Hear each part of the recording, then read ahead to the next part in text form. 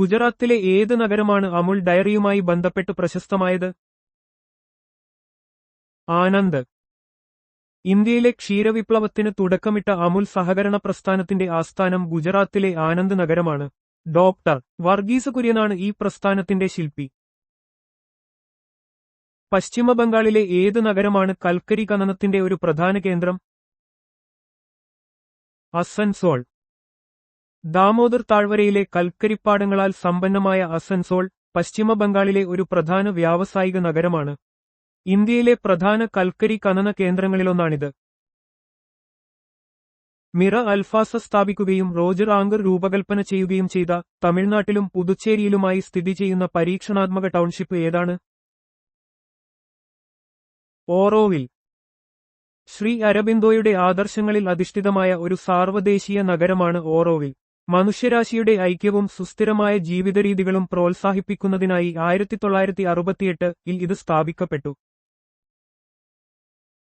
തമിഴ്നാട്ടിലെ ഏത് നഗരമാണ് അതിന്റെ ടാങ്ക് വ്യവസായത്തിന് പേരുകേട്ടത്?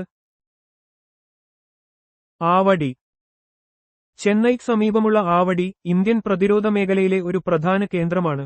ഇവിടെയുള്ള ഹെവി വെഹിക്കിൾസ് ഫാക്ടറി HVF പ്രധാനമായും യുദ്ധടാങ്കുകളുടെയും മറ്റ് കവചിത വാഹനങ്ങളുടെയും നിർമ്മാണത്തിൽ ഏർപ്പെട്ടിരിക്കുന്നു. ഉത്തരാഖണ്ഡിൽ സ്ഥിതി ചെയ്യുന്ന ഹൈന്ദവ തീർത്ഥാടന കേന്ദ്രം ഏതാണ്? ബദരീനാഥ്. ഉത്തരാഖണ്ഡിലെ ചമോലി ജില്ലയിൽ അളകനന്ദ നദിയുടെ തീരത്ത് സ്ഥിതി ചെയ്യുന്ന ബദരീനാഥ് ചാർധാം യാത്രയിലെ ഒരു പ്രധാന ക്ഷേത്രമാണ്. വിഷ്ണു ഭഗവാനാണ് ഇവിടുത്തെ പ്രധാന പ്രതിഷ്ഠ. കർണാടകയിലെ ഏത് നഗരത്തിലാണ് ഹിന്ദുസ്ഥാൻ എയറോനോട്ടിക്സ് ലിമിറ്റഡ് HAL സ്ഥിതി ചെയ്യുന്നത്? ബംഗളൂരു. ഇന്ത്യയുടെ പ്രധാന ബഹിരാകാശ പ്രതിരോധ വ്യവസായ കേന്ദ്രമായ ബംഗളൂരുവിൽ ഹിന്ദുസ്ഥാൻ എയറോനോട്ടിക്സ് ലിമിറ്റഡിന്റെ HAL ആസ്ഥാനം സ്ഥിതി ചെയ്യുന്നു. ഇത് വിമാനങ്ങളും ഹെലികോപ്റ്ററുകളും നിർമ്മിക്കുന്ന ഒരു പ്രമുഖ പൊതുമേഖലാ സ്ഥാപനമാണ്. ബീഹാറിലെ ഏത് നഗരമാണ് എണ്ണ ശുദ്ധീകരണശാലയ്ക്ക് പ്രസിദ്ധം? ബറൌണി. ബറൌണി ബീഹാറിലെ ബെഗുസാരായി ജില്ലയിൽ സ്ഥിതി ചെയ്യുന്ന ഒരു പ്രധാന വ്യാവസായിക കേന്ദ്രമാണ്. ഇന്ത്യൻ ഓയിൽ കോർപ്പറേഷന്റെ കീഴിലുള്ള ബറൌണി റിഫൈനറി ഇന്ത്യയിലെ ഏറ്റവും പഴക്കമുള്ളതും പ്രധാനപ്പെട്ടതുമായ എണ്ണ ശുദ്ധീകരണശാലകളിലൊന്നാണ്. ഉത്തർപ്രദേശിലെ ഏത് നഗരമാണ് അതിന്റെ ഫർണിച്ചർ വ്യവസായത്തിന് പേരുകേട്ടത്? ബറേലി. ഉത്തർപ്രദേശിലെ ഒരു പ്രധാന നഗരമായ ബറേലി ഫർണിച്ചർ വ്യവസായത്തിന് വളരെ പ്രസിദ്ധമാണ്. സൂർമ നഗരി എന്നും നാദ് നഗരി എന്നും ഇത് അറിയപ്പെടുന്നു. ഛത്തീസ്ഗഡിലെ ഏത് നഗരമാണ് അതിന്റെ സ്റ്റീൽ പ്ലാന്റിന് പേരുകേട്ടത്? ഭിലായ്. ഛത്തീസ്ഗഡിലെ ദുർഗ് ജില്ലയിൽ സ്ഥിതി ചെയ്യുന്ന ഭിലായ് സ്റ്റീൽ പ്ലാന്റിന്റെ ആസ്ഥാനമാണ്. സോവിയറ്റ് യൂണിയന്റെ സഹായത്തോടെ സ്ഥാപിച്ച ഈ പ്ലാന്റ് ഇന്ത്യയിലെ ഏറ്റവും വലിയതും ലാഭകരവുമായ സ്റ്റീൽ നിർമ്മാണ യൂണിറ്റുകളിൽ ഒന്നാണ്. മധ്യപ്രദേശിലെ ഏത് നഗരത്തിലാണ് ഭാരത് ഹെവി ഇലക്ട്രിക്കൽസ് ലിമിറ്റഡിന്റെ ഭേൽ ഒരു പ്രധാന യൂണിറ്റ് സ്ഥിതി ചെയ്യുന്നത്? ഭോപ്പാൽ. മധ്യപ്രദേശിന്റെ തലസ്ഥാനമായ ഭോപ്പാലിൽ ഭാരത് ഹെവി ഇലക്ട്രിക്കൽസ് ലിമിറ്റഡിന്റെ ഭേൽ ഒരു വലിയ നിർമ്മാണ യൂണിറ്റ് പ്രവർത്തിക്കുന്നുണ്ട്. ഈ യൂണിറ്റ് വൈദ്യുത ഉത്പാദനത്തിനും വ്യവസായങ്ങൾക്കും ആവശ്യമായ വലിയ യന്ത്രസാമഗ്രികൾ നിർമ്മിക്കുന്നു. ഒഡീഷയിലെ ഏത് നഗരമാണ് ലിംഗരാജ ക്ഷേത്രത്തിന് പ്രസിദ്ധം? ഭുവനേശ്വർ. ഒഡീഷയുടെ തലസ്ഥാനമായ ഭുവനേശ്വറിലാണ് പ്രസിദ്ധമായ ലിംഗരാജ ക്ഷേത്രം സ്ഥിതി ചെയ്യുന്നത്.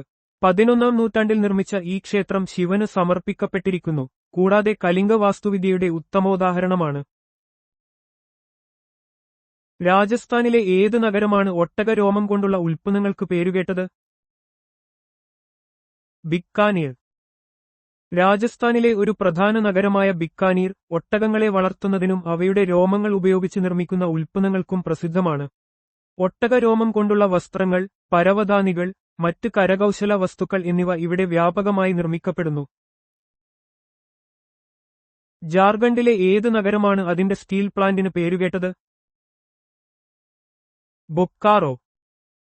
ജാർഖണ്ഡിലെ ബൊക്കാറോ സെയിൽ ഇന്റെ കീഴിലുള്ള ബൊക്കാറോ സ്റ്റീൽ പ്ലാന്റിന്റെ ആസ്ഥാനമാണ്. സോവിയറ്റ് യൂണിയന്റെ സഹായത്തോടെ 1960കളിൽ സ്ഥാപിച്ച ഈ പ്ലാന്റ് ഇന്ത്യയിലെ ഏറ്റവും വലിയ സംയോജിത സ്റ്റീൽ പ്ലാന്റുകളിൽ ഒന്നാണ്. സിംഗും ചെമ്പ് ഇരുമ്പ് ഖനികൾ എവിടെയാണ് സ്ഥിതി ചെയ്യുന്നത്? ജാർഖണ്ഡ്.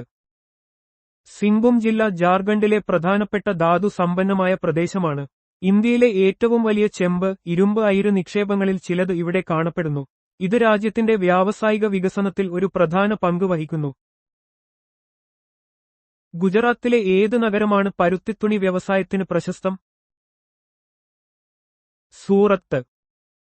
സൂറത്ത് ഇന്ത്യയുടെ ടെക്സ്റ്റൈൽ സിഇടി എന്നും ഇന്ത്യയുടെ ഡയമണ്ട് സിഇടി എന്നും അറിയപ്പെടുന്നു. ഇവിടുത്തെ പരുത്തിത്തുണി വ്യവസായം പുരാതന കാലം മുതൽക്കേ പ്രശസ്തമാണ്, പ്രത്യേകിച്ച് സാരികൾക്കും മറ്റു വസ്ത്രങ്ങൾക്കും. ഇത് ഗുജറാത്തിന്റെ സമ്പദ്വ്യവസ്ഥയിൽ നിർണായക പങ്ക് വഹിക്കുന്നു. ഇന്ത്യയിലെ ആദ്യത്തെ അണുശക്തി നിലയം ഏതായിരുന്നു? അത് എവിടെയാണ് സ്ഥിതി ചെയ്യുന്നത്? താരാപൂർ, മഹാരാഷ്ട്ര. താരാപൂർ അണുശക്തി നിലയം ടാപ്സ് 1969-ൽ സ്ഥാപിക്കപ്പെട്ടു. ഇത് ഇന്ത്യയുടെ ആണവോർജ്ജ പരിപാടിയുടെ ഒരു സുപ്രധാന ചുവടുവെപ്പായിരുന്നു. മഹാരാഷ്ട്രയിലെ പാൽഘർ ജില്ലയിലാണ് ഇത് സ്ഥിതി ചെയ്യുന്നത്. രാജ്യത്തിന്റെ ഊർജ്ജ ആവശ്യങ്ങൾ നിറവേറ്റുന്നതിൽ ഇത് വലിയ സംഭാവന നൽകുന്നു. ഇന്ത്യയിലെ ആദ്യത്തെ റോക്കറ്റ് വിക്ഷേപണ കേന്ദ്രം ഏതായിരുന്നു? അത് എവിടെയാണ് സ്ഥിതി ചെയ്യുന്നത്? Thumba, Keralam. Thumba equatorial rocket launching station TRLS 1963-ൽ തിരുവനന്തപുരത്ത് സ്ഥാപിക്കപ്പെട്ടു. ഭൂമധ്യരേഖയോടുള്ള അതിന്റെ സാമീപ്യം പഠനങ്ങൾക്കും അന്തരീക്ഷ ഗവേഷണത്തിനും അനുയോജ്യമാണ്. ഇത് ഇന്ത്യൻ ബഹിരാകാശ ഗവേഷണ സംഘടനയുടെ ഇസ്രോ രൂപീകരണത്തിന് വഴിയൊരുക്കി. മുഗൾ ഭരണത്തിൽ നീതിന്യായ വകുപ്പിന്റെ തലവൻ ആരായിരുന്നു? കാസി ഉൽ കുസാത്ത്. കാസി ഉൽ കുസാത്ത് മുഗൾ സാമ്രാജ്യത്തിലെ പ്രധാന ന്യായാധിപനായിരുന്നു. ഭരണകൂടത്തിലെ നീതിന്യായ സംവിധാനത്തിന്റെ തലവനായിരുന്ന ഇദ്ദേഹം നിയമപരമായ കാര്യങ്ങളിൽ ചക്രവർത്തിയെ സഹായിക്കുകയും രാജ്യത്തുടനീളമുള്ള നീതിന്യായ നിർവഹണത്തിന് മേൽനോട്ടം വഹിക്കുകയും ചെയ്തു.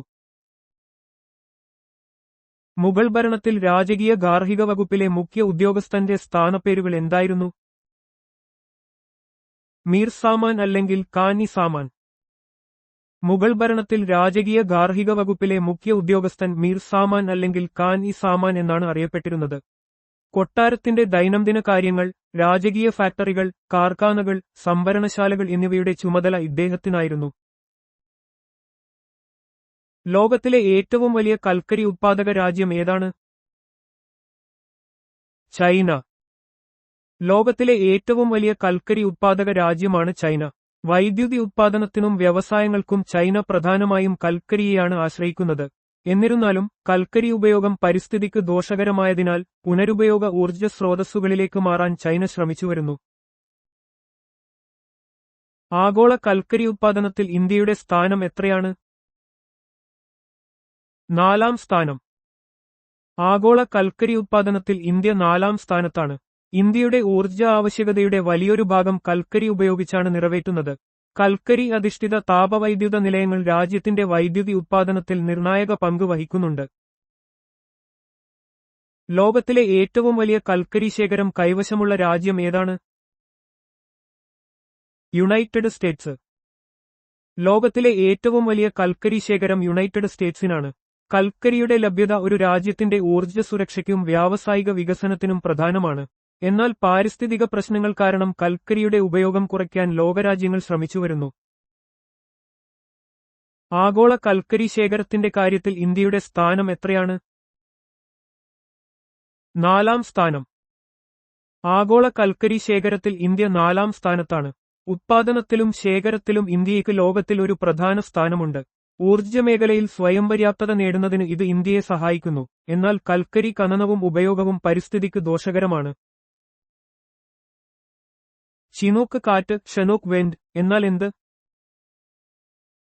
റോക്കി പർവ്വതനിരകളുടെ കിഴക്കൻ ചരിവുകളിൽ നിന്ന് പ്രധാനമായും ശൈത്യകാലത്ത് താഴേക്ക് വീശുന്ന ഊഷ്മളവും വരണ്ടതുമായ കാറ്റാണ് ചിനൂക്ക്. വടക്കേ അമേരിക്കയിലെ റോക്കി പർവ്വതനിരകളുടെ കിഴക്കൻ ചരിവുകളിൽ നിന്ന് താഴേക്ക് വീശുന്ന ഒരു പ്രാദേശികവാദമാണ് ചിനൂക്ക്. ഇത് ഫോയൻ കാറ്റിന് സമാനമായി താപനില വർദ്ധിപ്പിക്കുകയും മഞ്ഞുവീഴ്ച ഉരുകാൻ സഹായിക്കുകയും ചെയ്യുന്നു. മഞ്ഞുദീനി എന്നും ഇത് അറിയപ്പെടുന്നു. സിറോക്കോ കാറ്റിന്റെ സെറോക്കോ വെൻഡ് സവിശേഷതകളും ഗതിയും വിവരിക്കുക. സഹാറ മരുഭൂമിയിൽ നിന്ന് ഉത്ഭവിച്ച് മെഡിറ്ററേനിയൻ കടലിന് കുറുകെ വടക്കോട്ടേക്ക് ഇറ്റലിയിലേക്കും സ്പെയിനിലേക്കും വീശുന്ന ചൂടേറിയതും വരണ്ടതും മണൽ നിറഞ്ഞതുമായ കാറ്റാണ് സിറോക്കോ. സിറോക്കോ കാറ്റ് ആഫ്രിക്കയിലെ സഹാറ മരുഭൂമിയിൽ നിന്ന് ഉത്ഭവിക്കുന്ന ചൂടൻ കാറ്റാണ്. മെഡിറ്ററേനിയൻ കടൽ കടക്കുമ്പോൾ ഈർപ്പമുള്ളതായി മാറുകയും യൂറോപ്പിലെത്തിക്കഴിയുമ്പോൾ കൃഷിക്ക് ദോഷകരമായ ചുവന്ന മഴക്ക് കാരണമാവുകയും ചെയ്യും. ഫോയിൻ കാറ്റ്, ഫേൺ വിൻഡ്, എവിടെയാണ് വീശുന്നത്? അതിന്റെ ഫലങ്ങൾ എന്തെല്ലാം? ആൽപ്സ് പർവ്വതനിരകളുടെ വടക്കൻ ചരിവുകളിലൂടെ വീശുന്ന ഊഷ്മളവും വരണ്ടതുമായ കാറ്റാണ് ഫോയിൻ. ഇതിന്റെ പ്രധാന സ്വാധീനം സ്വിറ്റ്സർലൻഡിലാണ്. ആൽപ്സ് പർവ്വതനിരകളിൽ നിന്ന് താഴേക്ക് വീശുന്ന ഒരു പ്രാദേശികവാദമാണ് ഫോയിൻ. ഇത് താപനില വർദ്ധിപ്പിക്കുകയും മഞ്ഞ് ഉരുകാൻ സഹായിക്കുകയും ചെയ്യുന്നതിനാൽ ശൈത്യകാലത്ത് പുൽമേടുകളിൽ മൃഗങ്ങൾക്ക് മേയാൻ ഇത് അവസരമൊരുക്കുന്നു. വീഞ്ഞുൽപാദനത്തിനും ഫോയിൻ സഹായകമാണ്. സമൂൺ കാറ്റ്, സമൂൺ വിൻഡ്, ഏതൊക്കെ പ്രദേശങ്ങളിലാണ് സാധാരണയായി കാണപ്പെടുന്നത്? ഇറാനിലെയും ഇറാഖിലെയും കുർദിസ്ഥാൻ പ്രദേശങ്ങളിലൂടെയാണ് സമൂൺ കാറ്റ് വീശുന്നത്. ഇതിന് ഫോയിൻ കാറ്റിന്റെ സവിശേഷതകളുണ്ട്. ഇറാനിലും ഇറാഖിലുമുള്ള ഒരു പ്രാദേശിക ഊഷ്മളവും വരണ്ടതുമായ കാറ്റാണ് സമൂൺ. ഫോയിൻ കാറ്റിനെപ്പോലെ പർവ്വതനിരകളുടെ ചരിവുകളിലൂടെ താഴേക്ക് വീശുകയും താപനില വർദ്ധിപ്പിക്കുകയും ചെയ്യുന്ന ഒരു തരം കാറ്റാണിത്. ഷാമൽ കാറ്റിന്റെ ഷാമൽ വിൻഡ് സവിശേഷതകളും പ്രദേശങ്ങളും ഏവ? ഇറാഖ്, ഇറാൻ, അറേബ്യ എന്നിവിടങ്ങളിലെ മരുഭൂമി പ്രദേശങ്ങളിൽ സാധാരണയായി കാണപ്പെടുന്ന വരണ്ടതും മണൽ നിറഞ്ഞതുമായ കാറ്റാണ് ഷാമൽ. മധ്യപൂർവ്വദേശത്ത്, പ്രത്യേകിച്ച് ഇറാഖ്, ഇറാൻ, അറേബ്യൻ ഉപദ്വീപ് എന്നിവിടങ്ങളിലെ മരുഭൂമി പ്രദേശങ്ങളിൽ ആഞ്ഞുവീശുന്ന വേനൽക്കാല കാറ്റാണ് ഷാമൽ. ഇത് ദിവസങ്ങളോളം നീണ്ടുനിൽക്കുന്ന കനത്ത പൊടിക്കാറ്റുകൾക്ക് കാരണമാകാറുണ്ട്. കറുത്ത റോളർ കാറ്റ് എവിടെയാണ് കാണപ്പെടുന്നത്? കറുത്ത റോളർ എന്നത് യുഎസ്എയിലെ ഗ്രേറ്റ് പ്ലെയിൻസിന്റെ വടക്ക് പടിഞ്ഞാറ് അല്ലെങ്കിൽ തെക്ക് പടിഞ്ഞാറ് ഭാഗങ്ങളിലൂടെ വീശുന്ന ചൂടുള്ളതും വരണ്ടതും മണൽ നിറഞ്ഞതുമായ ഒരു കാറ്റാണ്. കറുത്ത റോളർ ഒരു പ്രാദേശിക കാറ്റാണ്. ഇത് അമേരിക്കൻ ഐക്യനാടുകളിലെ ഗ്രേറ്റ് പ്ലെയിൻസ് മേഖലയിൽ വീശുന്ന ചൂടുള്ളതും വരണ്ടതുമായ ഒരു പ്രതിഭാസമാണ്.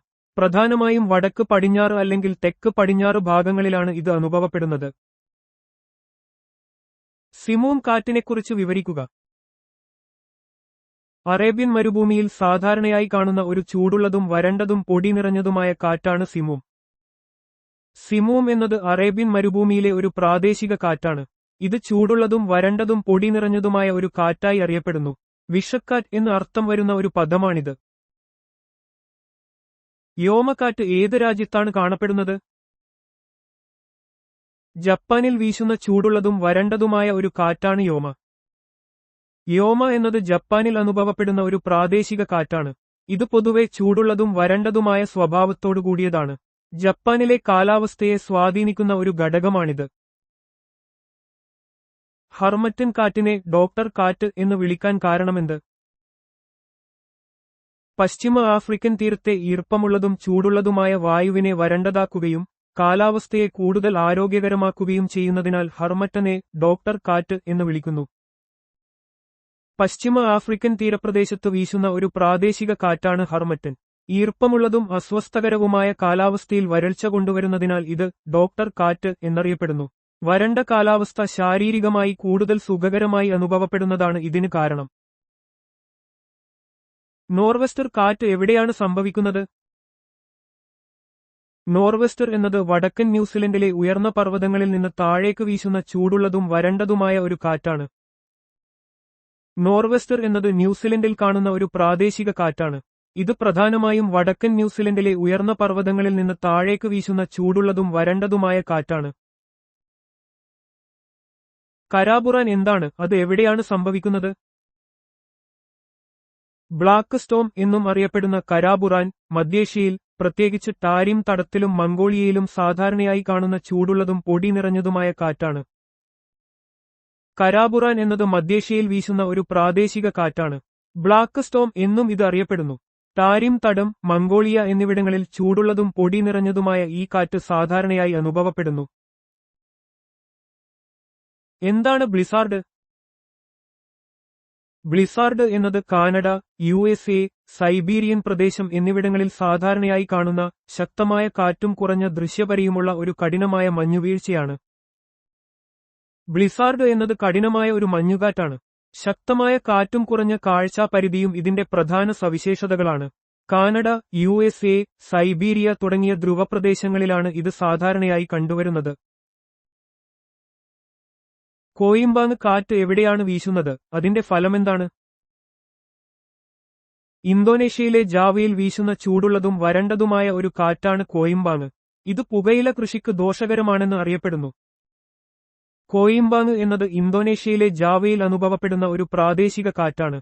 ഇത് ചൂടുള്ളതും വരണ്ടതുമായ സ്വഭാവത്തോടുകൂടിയതാണ്. പുകയില കൃഷിക്ക് ദോഷകരമായി ബാധിക്കുന്ന ഒരു കാറ്റായി ഇത് അറിയപ്പെടുന്നു.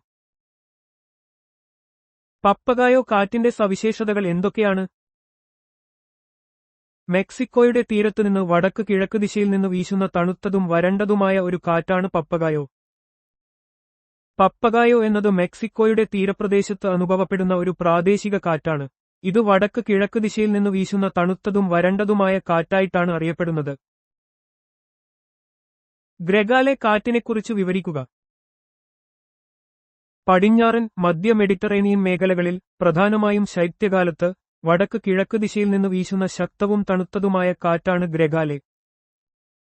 ഗ്രെഗാലെ എന്നത് മെഡിറ്ററേനിയൻ മേഖലയിൽ, പ്രത്യേകിച്ച് പടിഞ്ഞാറൻ, മധ്യഭാഗങ്ങളിൽ വീശുന്ന ഒരു പ്രാദേശിക കാറ്റാണ്.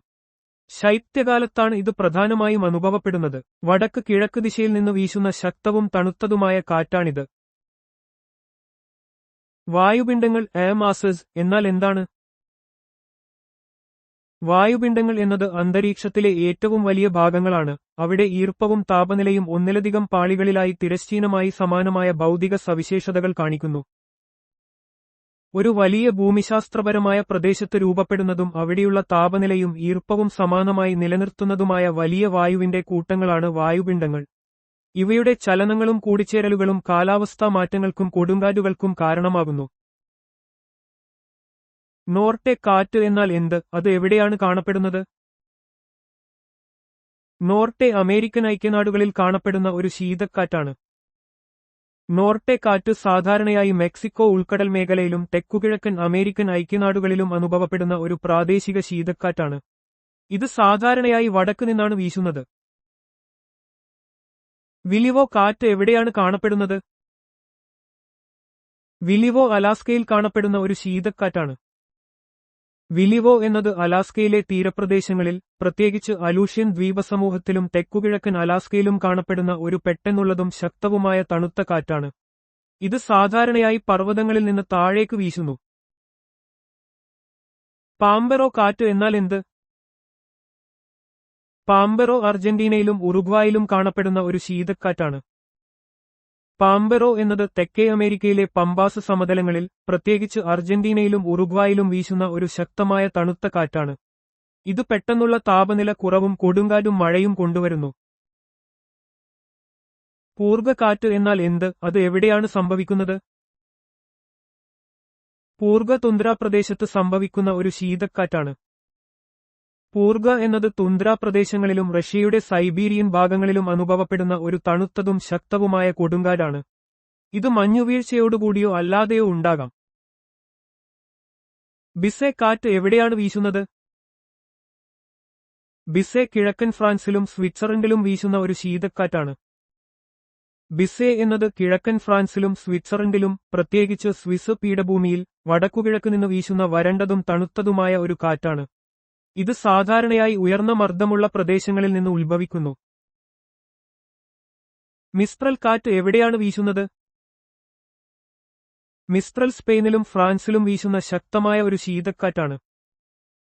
മിസ്ട്രൽ എന്നത് തെക്കൻ ഫ്രാൻസിൽ, പ്രത്യേകിച്ചും റോൺ നദീതടത്തിൽ, വടക്ക് ദിശയിൽ നിന്ന് മെഡിറ്ററേനിയൻ കടലിലേക്ക് വീശുന്ന ശക്തമായ തണുത്ത കാറ്റാണ്. ഇത് തെക്കൻ ഫ്രാൻസിലെ കാലാവസ്ഥയെ കാര്യമായി സ്വാധീനിക്കുന്നു.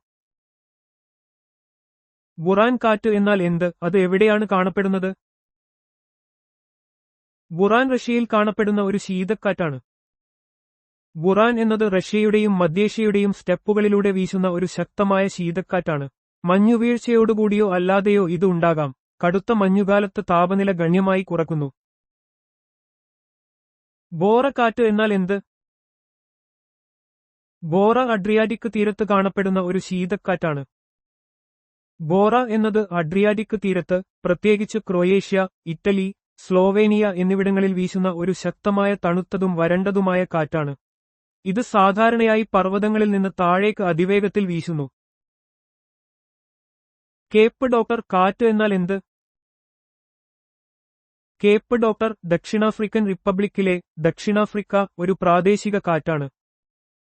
കേപ്പ് ഡോക്ടർ എന്നത് കേപ്പ് ടൗണിലും അതിന്റെ പരിസരത്തും അനുഭവപ്പെടുന്ന ഒരു തെക്കുകിഴക്കൻ കാറ്റാണ്.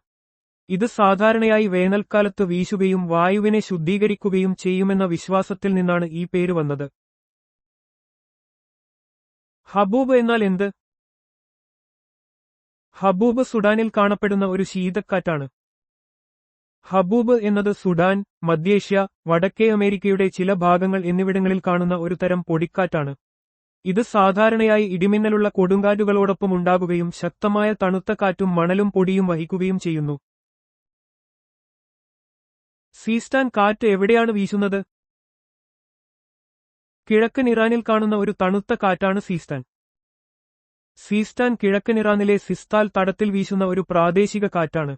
ഇത് വേനൽക്കാലത്ത്, പ്രത്യേകിച്ച് ജൂൺ മുതൽ സെപ്റ്റംബർ വരെ, പ്രദേശത്ത് വളരെ ശക്തിയായി വീശുകയും താപനില ഗണ്യമായി കുറയ്ക്കുകയും ചെയ്യുന്നു. ഈ കാറ്റ് 120 ദിവസത്തെ കാറ്റ് എന്നും അറിയപ്പെടുന്നു. ട്രമോണ്ടൈൻ കാറ്റ് എവിടെയാണ് വീശുന്നത്?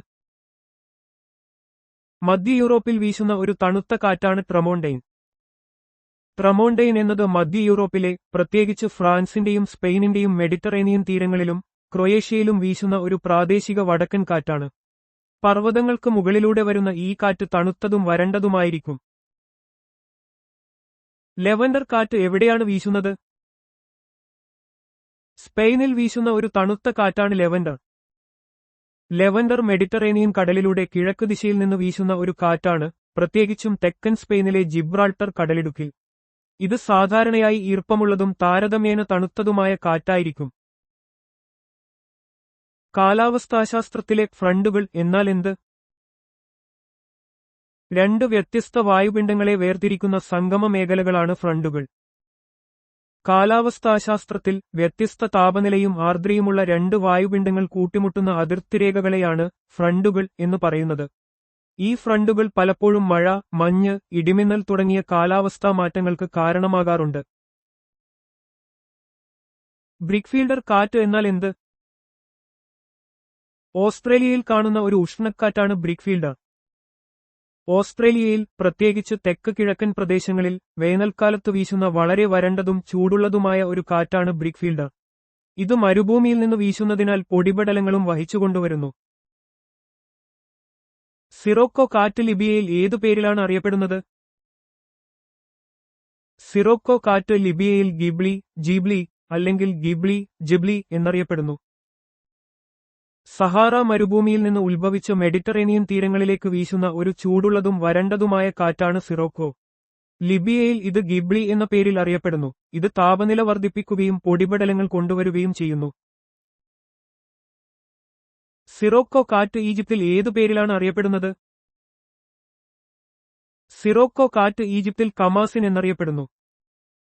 വടക്കേ ആഫ്രിക്കയിലും അറേബ്യൻ ഉപദ്വീപിലും വീശുന്ന ചൂടുള്ളതും വരണ്ടതുമായ ഒരു പ്രാദേശിക കാറ്റാണ് കമാസിൻ. ഈജിപ്തിൽ സിറോക്കോയുടെ ഒരു പ്രാദേശിക രൂപമാണിത്. സാധാരണയായി വസന്തകാലത്ത് 50 ദിവസത്തോളം ഇത് വീശാറുണ്ട്. ലെസ്റ്റെ കാറ്റ് എവിടെയാണ് വീശുന്നത്? മഡേറയിലും കാനറി ദ്വീപുകളിലും വീശുന്ന ഒരു ഉഷ്ണക്കാറ്റാണ് ലെസ്റ്റെ. ലെസ്റ്റെ കാറ്റ് സഹാറ മരുഭൂമിയിൽ നിന്ന് പടിഞ്ഞാറോട്ടേക്ക്, പ്രത്യേകിച്ച് മഡേറ്റ്, കാനറി ദ്വീപുകളിലേക്ക് വീശുന്ന ചൂടുള്ളതും വരണ്ടതുമായ കാറ്റാണ്. ഇത് സാധാരണയായി താപനില ഗണ്യമായി വർദ്ധിപ്പിക്കുകയും പൊടിപടലങ്ങൾ കൊണ്ടുവരുകയും ചെയ്യും. ചിലി കാറ്റ് എവിടെയാണ് വീശുന്നത്? ടുണീഷ്യയിൽ വീശുന്ന ഒരു ഉഷ്ണക്കാറ്റാണ് ചിലി. ചിലി കാറ്റ് ടുണീഷ്യയിലും സമീപ പ്രദേശങ്ങളിലും വീശുന്ന സഹാറ മരുഭൂമിയിൽ നിന്നുള്ള ചൂടുള്ളതും വരണ്ടതുമായ കാറ്റാണ്. ഇത് സിറോക്കോയുടെ ഒരു പ്രാദേശിക വകഭേദമാണ്. സാധാരണയായി വസന്തകാലത്ത് താപനില ഉയർത്തുകയും മണൽ കൊണ്ടുവരികയും ചെയ്യും. സാന്താ ആന കാറ്റ് എന്നാൽ എന്ത്? തെക്കൻ കാലിഫോർണിയയിൽ കാണുന്ന ഒരു ഉഷ്ണക്കാറ്റാണ് സാന്താ ആന. തെക്കൻ കാലിഫോർണിയയിൽ വീശുന്ന വരണ്ടതും ചൂടുള്ളതുമായ ഒരു കാറ്റാണ് സാന്താ ആന. ഇത് പർവ്വതങ്ങളിലൂടെ താഴേക്ക് വീശുന്ന ഒരു കാറ്റാണ്. പലപ്പോഴും കാട്ടുതീ കാരണമാവുകയും വേനൽക്കാലത്ത് താപനില ഗണ്യമായി വർദ്ധിപ്പിക്കുകയും ചെയ്യും. ലോ കാറ്റ് എന്നാൽ എന്ത്? ഉത്തരേന്ത്യയിൽ വീശുന്ന ഒരു ഉഷ്ണക്കാറ്റാണ് ലൂ. ഉത്തരേന്ത്യയിലും പാകിസ്ഥാനിലും ഉഷ്ണകാലത്ത്, പ്രത്യേകിച്ച് മെയ് ജൂൺ മാസങ്ങളിൽ വീശുന്ന വളരെ ചൂടുള്ളതും വരണ്ടതുമായ കാറ്റാണ് ലൂ. ഈ കാറ്റ് ഉയർന്ന താപനിലയ്ക്ക് കാരണമാകുകയും സൂര്യാഘാതം പോലുള്ള ആരോഗ്യപ്രശ്നങ്ങളിലേക്ക് നയിക്കുകയും ചെയ്യാറുണ്ട്. അയല കാറ്റ് എവിടെയാണ് വീശുന്നത്? അയല ഫ്രാൻസിൽ വീശുന്ന ഒരു ഉഷ്ണക്കാറ്റാണ്. അയല എന്നത് ഫ്രാൻസിൽ അനുഭവപ്പെടുന്ന ഒരു പ്രാദേശിക ഉഷ്ണക്കാറ്റാണ്. ഇത്തരം കാറ്റുകൾക്ക് അതാത് പ്രദേശങ്ങളിലെ ഭൂമിശാസ്ത്രപരമായ പ്രത്യേകതകൾക്കനുസരിച്ച് വ്യത്യസ്ത സ്വഭാവങ്ങളുണ്ടാവാം. കാലാവസ്ഥാ പഠനത്തിൽ ഇത്തരം പ്രാദേശിക കാറ്റുകൾക്ക് പ്രാധാന്യമുണ്ട്. ഗർംസിൽ കാറ്റ് എവിടെയാണ് വീശുന്നത്? ഗർംസിൽ തെക്ക് കിഴക്കൻ ഇറാനിൽ വീശുന്ന ഒരു ഉഷ്ണക്കാറ്റാണ്. ഗർംസിൽ എന്നത് തെക്ക് കിഴക്കൻ ഇറാനിലെ മരുഭൂമി പ്രദേശങ്ങളിൽ സാധാരണയായി കാണപ്പെടുന്ന ഒരു പ്രാദേശിക ഉഷ്ണക്കാറ്റാണ്. ഈ കാറ്റ് ഉയർന്ന താപനിലയ്ക്കും വരണ്ട കാലാവസ്ഥയ്ക്കും കാരണമാകുന്നു. പ്രാദേശിക കാലാവസ്ഥയെ സ്വാധീനിക്കുന്നതിൽ ഇത്തരം കാറ്റുകൾക്ക് വലിയ പങ്കുണ്ട്. സോളാനോ കാറ്റ് എവിടെയാണ് വീശുന്നത്? സോളാനോ തെക്ക് കിഴക്കൻ സ്പെയിനിൽ വീശുന്ന ഒരു ഉഷ്ണക്കാറ്റാണ്. സോളാനോ എന്നത് തെക്ക് കിഴക്കൻ സ്പെയിനിൽ അനുഭവപ്പെടുന്ന ഒരു പ്രാദേശിക ഉഷ്ണക്കാറ്റാണ്. ഈ കാറ്റ് സാധാരണയായി സഹാറ മരുഭൂമിയിൽ നിന്ന് ഉത്ഭവിച്ച് മെഡിറ്ററേനിയൻ കടലിന് കുറുകെ വീശുന്നു. ഇത് പ്രദേശത്ത് ചൂടും പൊടിപടലങ്ങളും കൊണ്ടുവരുന്നു. പൊനൈന്റെ കാറ്റ് എവിടെയാണ് വീശുന്നത്? പൊനൈന്റെ വടക്ക് കിഴക്കൻ മെഡിറ്ററേനിയൻ കടലിൽ വീശുന്ന ഒരു ഉഷ്ണക്കാറ്റാണ്. പൊനൈന്റെ എന്നത് വടക്ക് കിഴക്കൻ മെഡിറ്ററേനിയൻ കടലിലും സ്പെയിനിന്റെ ചില ഭാഗങ്ങളിലും അനുഭവപ്പെടുന്ന ഒരു പ്രാദേശിക കാറ്റാണ്. ഇത് സാധാരണയായി പടിഞ്ഞാറ് ദിശയിൽ നിന്ന് വീശുകയും ചിലപ്പോൾ ചൂടുള്ളതും വരണ്ടതുമായ കാലാവസ്ഥയ്ക്ക് കാരണമാകുകയും ചെയ്യും. ബെർഗ് കാറ്റ് എവിടെയാണ് വീശുന്നത്? ബെർഗ് ദക്ഷിണാഫ്രിക്കയിൽ വീശുന്ന ഒരു ഉഷ്ണക്കാറ്റാണ്. ബെർഗ് കാറ്റ് ദക്ഷിണാഫ്രിക്കയുടെ തീരപ്രദേശങ്ങളിൽ അനുഭവപ്പെടുന്ന ഒരു പ്രാദേശിക വരണ്ട, ചൂടുള്ള കാറ്റാണ്. ഇത് സാധാരണയായി ഉയർന്ന മർദ്ദമുള്ള ആന്റിസൈക്ലോൺ സിസ്റ്റങ്ങൾ കാരണം ഉള്ളിൽ നിന്ന് തീരത്തേക്ക് വീശുന്നു. ഈ കാറ്റ് തണുത്ത കടൽക്കാറ്റിനെ പ്രതിരോധിക്കുകയും താപനില ഉയർത്തുകയും ചെയ്യും. ബാഗുയോ എന്നാൽ എന്താണ്? ബാഗുയോ ഫിലിപ്പീൻസിൽ കാണപ്പെടുന്ന ഒരു ഉഷ്ണക്കാറ്റാണ്. ബാഗുയോ എന്നത് ഫിലിപ്പീൻസിൽ അനുഭവപ്പെടുന്ന ഉഷ്ണമേഖലാ ചുഴലിക്കാറ്റുകളെയും കൊടുങ്കാറ്റുകളെയും സൂചിപ്പിക്കാൻ ഉപയോഗിക്കുന്ന ഒരു പ്രാദേശിക പദമാണ്. ഇത് ശക്തമായ കാറ്റിനും കനത്ത മഴയ്ക്കും കാരണമാകാറുണ്ട്. സുഗോവെ കാറ്റ് എവിടെയാണ് വീശുന്നത്? സുഗോവെ റഷ്യയിലും കസാക്കിസ്ഥാനിലും വീശുന്ന ഒരു ഉഷ്ണക്കാറ്റാണ്. സുഗോവെ എന്നത് റഷ്യയുടെയും കസാക്കിസ്ഥാന്റെയും സ്റ്റെപ്പ്, മരുഭൂമി പ്രദേശങ്ങളിൽ അനുഭവപ്പെടുന്ന ഒരു ചൂടുള്ളതും വരണ്ടതുമായ കാറ്റാണ്. ഇത് വരണ്ട കാലാവസ്ഥയ്ക്കും വിളനാശത്തിനും കാരണമാകാറുണ്ട്. കേവല ആർദ്രത, ആബ്സല്യൂട്ട് ഹ്യൂമിഡിറ്റി നിർവചിക്കുക. കേവല ആർദ്രത എന്നത് ഒരു നിശ്ചിത താപനിലയിൽ ഒരു പ്രത്യേക വായുവിന്റെ വ്യാപ്തത്തിലെ നീരാവിയുടെ പിണ്ഡവും വരണ്ട വായുവിന്റെ പിണ്ഡവും തമ്മിലുള്ള അനുപാതമാണ്. ഇത് ഒരു ഘനമീറ്റർ വായുവിൽ എത്ര ഗ്രാം നീരാവി അടങ്ങിയിരിക്കുന്നു എന്ന കണക്കിലാണ് സാധാരണയായി അളക്കുന്നത്. വായുവിലെ നീരാവിയുടെ യഥാർത്ഥ അളവിനെയാണ് കേവല ആർദ്രത എന്ന് പറയുന്നത്. ഒരു നിശ്ചിത വ്യാപ്തം വായുവിൽ അടങ്ങിയിരിക്കുന്ന നീരാവിയുടെ പിണ്ഡം സാധാരണയായി ഗ്രാം, ഘനമീറ്റർ എന്ന യൂണിറ്റിൽ രേഖപ്പെടുത്തുന്നു. ഇത് താപനിലയെയും മർദ്ദത്തെയും ആശ്രയിച്ചിരിക്കും. വിശിഷ്ട ആർദ്രത, സ്പെസിഫിക് ഹ്യൂമിഡിറ്റി നിർവചിക്കുക. വിശിഷ്ട ആർദ്രത എന്നത് ഒരു നിശ്ചിത പിണ്ഡം വായുവിൽ അടങ്ങിയിരിക്കുന്ന നീരാവിയുടെ ആകെ പിണ്ഡമാണ്. ഇത് സാധാരണയായി ഒരു കിലോഗ്രാം വായുവിൽ എത്ര ഗ്രാം നീരാവി എന്ന യൂണിറ്റിലാണ് പ്രകടിപ്പിക്കുന്നത്. ഒരു നിശ്ചിത പിണ്ഡം വായുവിൽ നീരാവി ഉൾപ്പെടെ അടങ്ങിയിരിക്കുന്ന നീരാവിയുടെ പിണ്ഡത്തിന്റെ അനുപാതമാണ് വിശിഷ്ട ആർദ്രത. ഇത് താപനിലയോ മർദ്ദമോ മാറുന്നതിനനുസരിച്ച് മാറാത്തതിനാൽ കാലാവസ്ഥാശാസ്ത്രജ്ഞർക്ക് ഒരു പ്രദേശത്തെ ആർദ്രത അളക്കാൻ ഇത് ഒരു പ്രധാന സൂചകമാണ്. ആപേക്ഷിക ആർദ്രത, റിലേറ്റീവ് ഹ്യൂമിഡിറ്റി നിർവചിക്കുക. ആപേക്ഷിക ആർദ്രത എന്നത് ഒരു നിശ്ചിത താപനിലയിൽ വായുവിൽ യഥാർത്ഥത്തിൽ അടങ്ങിയിരിക്കുന്ന നീരാവിയുടെ അളവും അതേ താപനിലയിൽ വായുവിന് ഉൾക്കൊള്ളാൻ കഴിയുന്ന ഏറ്റവും കൂടിയ നീരാവിയുടെ അളവും തമ്മിലുള്ള അനുപാതമാണ്. ഇത് ശതമാനത്തിലാണ് പ്രകടിപ്പിക്കുന്നത്. ഒരു നിശ്ചിത താപനിലയിൽ വായുവിൽ എത്രമാത്രം നീരാവി നിറഞ്ഞിരിക്കുന്നു എന്ന് ആപേക്ഷിക ആർദ്രത സൂചിപ്പിക്കുന്നു. 100% ആപേക്ഷിക ആർദ്രത എന്നാൽ വായു നീരാവി കൊണ്ട് പൂരിതമാണ്, സാച്ചുറേറ്റഡ് എന്നും കൂടുതൽ നീരാവി ഉൾക്കൊള്ളാൻ അതിന് കഴിയില്ലെന്നും അർത്ഥമാക്കുന്നു. ജെറ്റ് സ്ട്രീമുകൾ എന്നാൽ എന്താണ്? ജെറ്റ് സ്ട്രീമുകൾ അന്തരീക്ഷത്തിന്റെ മുകൾത്തട്ടിലുള്ള ശക്തമായ കാറ്റുകളുടെ താരതമ്യേന ഇടുങ്ങിയ മേഖലകളാണ്. ജെറ്റ് സ്ട്രീമുകൾ സാധാരണയായി ട്രോപോസ്ഫിയറിന്റെയും സ്ട്രാറ്റോസ്ഫിയറിന്റെയും അതിർത്തിയിൽ ഏകദേശം 7 മുതൽ 16 കിലോമീറ്റർ ഉയരത്തിൽ പടിഞ്ഞാറ് നിന്ന് കിഴക്കോട്ടാണ് വീശുന്നത്. ഇവ ലോകമെമ്പാടുമുള്ള കാലാവസ്ഥാ പാറ്റേണുകളെയും വിമാനയാത്രകളെയും കാര്യമായി സ്വാധീനിക്കുന്നു. ജെറ്റ് സ്ട്രീമുകൾ ഉണ്ടാകുന്നതിന് കാരണമെന്താണ്? ജെറ്റ് സ്ട്രീമുകൾ ഉണ്ടാകുന്നതിനുള്ള പ്രധാന കാരണം താപനിലയിലുള്ള വ്യത്യാസമാണ്. ഇത് ഭൂമിയുടെ ഉപരിതലത്തിൽ വായുമർദ്ദ വ്യതിയാനങ്ങൾക്ക് കാരണമാകുന്നു. ധ്രുവപ്രദേശങ്ങൾക്കും ഉഷ്ണമേഖലാ പ്രദേശങ്ങൾക്കും ഇടയിലുള്ള താപനിലയിലെ വലിയ വ്യത്യാസങ്ങളാണ് ജെറ്റ് സ്ട്രീമുകളുടെ രൂപീകരണത്തിന് പ്രധാനമായും കാരണം. ഈ താപനില വ്യത്യാസം മർദ്ദ ഗ്രേഡിയന്റുകൾ സൃഷ്ടിക്കുകയും അത് ഉയർന്ന വേഗതയുള്ള കാറ്റുകളായി മാറുകയും ചെയ്യുന്നു. വെള്ളത്തിനടിയിലെ ഉയർന്നു നിൽക്കുന്ന ഭാഗത്തിന്റെ ഏറ്റവും ആഴം കുറഞ്ഞ ഭാഗത്തെ എന്തു വിളിക്കുന്നു? ഷോൾ. സമുദ്രത്തിലോ തടാകത്തിലോ വെള്ളത്തിനടിയിൽ കാണുന്ന മണൽ, ചെളി അല്ലെങ്കിൽ പാറകൾ എന്നിവയാൽ രൂപപ്പെട്ട ആഴം കുറഞ്ഞ പ്രദേശമാണ് ഷോൾ. ഇത് കപ്പൽ ഗതാഗതത്തിന് അപകടകരമായേക്കാം. ജലനിരപ്പിന് തൊട്ടുതാഴെയായാണ് സാധാരണയായി ഷോളുകൾ കാണപ്പെടുന്നത്. വിസ്തീർണത്തിന്റെ അടിസ്ഥാനത്തിൽ പ്രധാന സമുദ്രങ്ങളെ അവരോഹണ ക്രമത്തിൽ പട്ടികപ്പെടുത്തുക. പസഫിക് സമുദ്രം, അറ്റ്ലാന്റിക് സമുദ്രം, ഇന്ത്യൻ സമുദ്രം, ദക്ഷിണ അന്റാർട്ടിക് സമുദ്രം, ആർട്ടിക് സമുദ്രം. ഭൂമിയിലെ പ്രധാന സമുദ്രവിഭാഗങ്ങളെ അവയുടെ വിസ്തീർണമനുസരിച്ച് അടുക്കുമ്പോൾ പസഫിക് സമുദ്രം ഒന്നാമതും ആർട്ടിക് സമുദ്രം ഏറ്റവും ചെറുതുമാണ്. ഈ 5 പ്രധാന സമുദ്രങ്ങൾ ഭൂമിയുടെ ജലഭാഗത്തിന്റെ ഭൂരിഭാഗവും ഉൾക്കൊള്ളുന്നു. ഇവയെല്ലാം ഭൂമിയുടെ കാലാവസ്ഥയിലും ആവാസവ്യവസ്ഥയിലും നിർണായക പങ്ക് വഹിക്കുന്നു. പസഫിക് സമുദ്രത്തിന്റെ ഏകദേശ വിസ്തീർണം എത്രയാണ്? അത് ഭൂമിയുടെ ജല ഉപരിതലത്തിന്റെ എത്ര ശതമാനം വരും? 168.7 ദശലക്ഷം ചതുരശ്ര കിലോമീറ്റർ. ഭൂമിയുടെ ജല ഉപരിതലത്തിന്റെ ഏകദേശം 46%.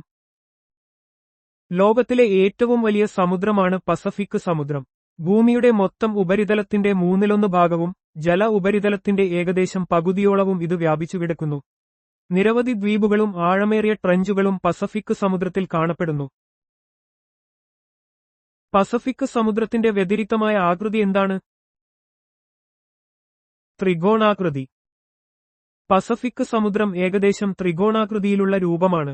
വടക്ക് ആർട്ടിക് പ്രദേശത്തുനിന്ന് തെക്ക് അന്റാർട്ടിക്ക വരെ വ്യാപിച്ചുകിടക്കുന്ന ഈ സമുദ്രത്തിന്റെ കിഴക്ക് വടക്കേ അമേരിക്കയും തെക്കേ അമേരിക്കയും പടിഞ്ഞാറ് ഏഷ്യയും ഓസ്ട്രേലിയയും അതിർത്തി പങ്കിടുന്നു. ഈ ആകൃതി അതിന്റെ ഭൂമിശാസ്ത്രപരമായ സവിശേഷതകളെ സൂചിപ്പിക്കുന്നു. പസഫിക് സമുദ്രത്തിലെ ഒരു പ്രധാന സവിശേഷത എന്താണ്? പവിഴപ്പുറ്റുകൾ. പസഫിക് സമുദ്രം ലോകത്തിലെ ഏറ്റവും വലിയതും വൈവിധ്യമാർന്നതുമായ പവിഴപ്പുറ്റുകളുടെ ആവാസകേന്ദ്രമാണ്. ഓസ്ട്രേലിയയിലെ ഗ്രേറ്റ് ബാരിയർ റീഫ് ഉൾപ്പെടെ നിരവധി വലിയ പവിഴപ്പുറ്റുകൾ ഇവിടെ കാണപ്പെടുന്നു. ഈ പവിഴപ്പുറ്റുകൾ സമുദ്രജീവികൾക്ക് അഭയസ്ഥാനവും ആഹാരവും നൽകുകയും ആഗോള പരിസ്ഥിതിക്ക് പ്രധാന പങ്ക് വഹിക്കുകയും ചെയ്യുന്നു. പസഫിക് സമുദ്രത്തിന്റെ കിഴക്കും പടിഞ്ഞാറും ഭാഗങ്ങളിൽ സ്ഥിതി ചെയ്യുന്ന ഭൂഖണ്ഡങ്ങൾ ഏതെല്ലാം? കിഴക്ക് വടക്കേ അമേരിക്കയും തെക്കേ അമേരിക്കയും പടിഞ്ഞാറ് ഏഷ്യയും ഓസ്ട്രേലിയയും. ലോകത്തിലെ ഏറ്റവും വലിയ സമുദ്രമായ പസഫിക് സമുദ്രം 4 ഭൂഖണ്ഡങ്ങളുമായി അതിർത്തി പങ്കിടുന്നു. കിഴക്ക് വടക്കേ അമേരിക്ക, തെക്കേ അമേരിക്ക എന്നീ ഭൂഖണ്ഡങ്ങളും പടിഞ്ഞാറ് ഏഷ്യ, ഓസ്ട്രേലിയ എന്നീ ഭൂഖണ്ഡങ്ങളും സ്ഥിതി ചെയ്യുന്നു. ഈ ഭൂമിശാസ്ത്രപരമായ സ്ഥാനം സമുദ്രത്തിന്റെ കാലാവസ്ഥയെയും ജൈവവൈവിധ്യത്തെയും സ്വാധീനിക്കുന്നു. പസഫിക് സമുദ്രത്തിൽ സ്ഥിതി ചെയ്യുന്ന ചില പ്രധാന കടലുകളുടെ പേരുകൾ പറയാമോ? കിഴക്കൻ ചൈന കടൽ, മഞ്ഞക്കടൽ, ജപ്പാൻ കടൽ, ബറിംഗ് കടൽ, ഒഖോട്സ്ക് കടൽ. പസഫിക് സമുദ്രം അതിവിശാലമായതിനാൽ അതിന്റെ തീരങ്ങളിൽ നിരവധി ഉൾക്കടലുകളും ചെറിയ കടലുകളും സ്ഥിതി ചെയ്യുന്നു.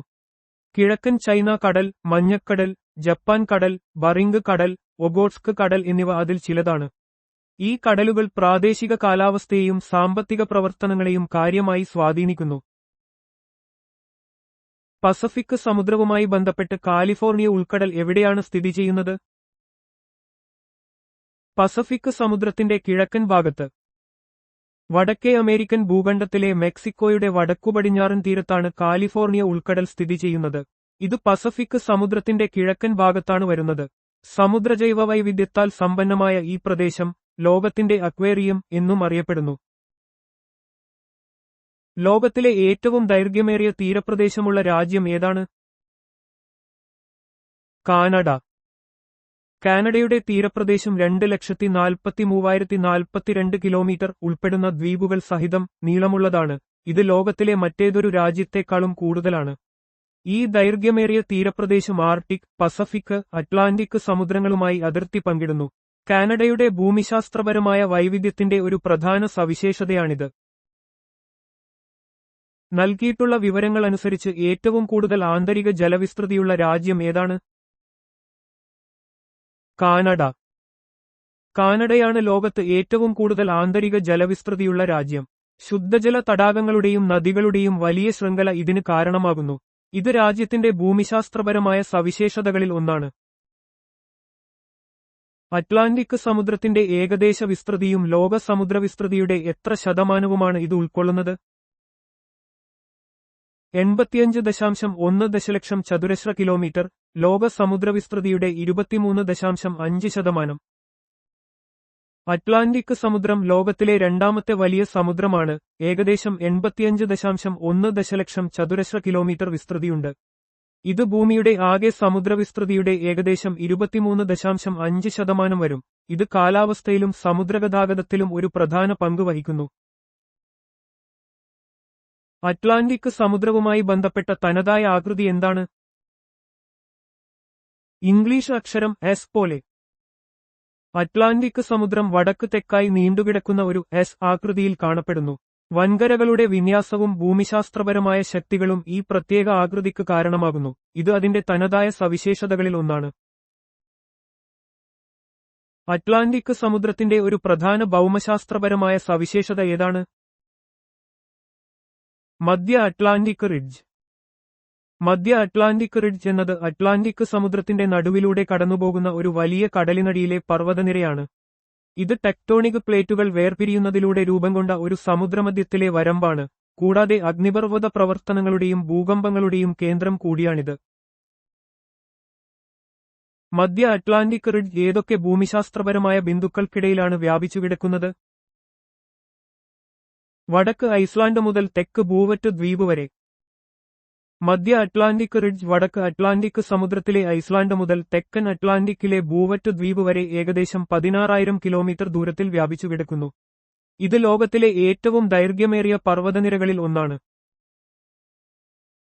തെക്കൻ അറ്റ്ലാന്റിക് സമുദ്രത്തിൽ സ്ഥിതി ചെയ്യുന്ന ചില പ്രധാന അഗ്നിപർവ്വത ദ്വീപുകളുടെ പേരുകൾ നൽകുക. സെന്റ് ഹെലീന, ഗോഫ്, ബൂവറ്റ് ദ്വീപ്, ട്രിസ്റ്റൻ ഡാ കുൻഹ, അസൻഷൻ ദ്വീപ്.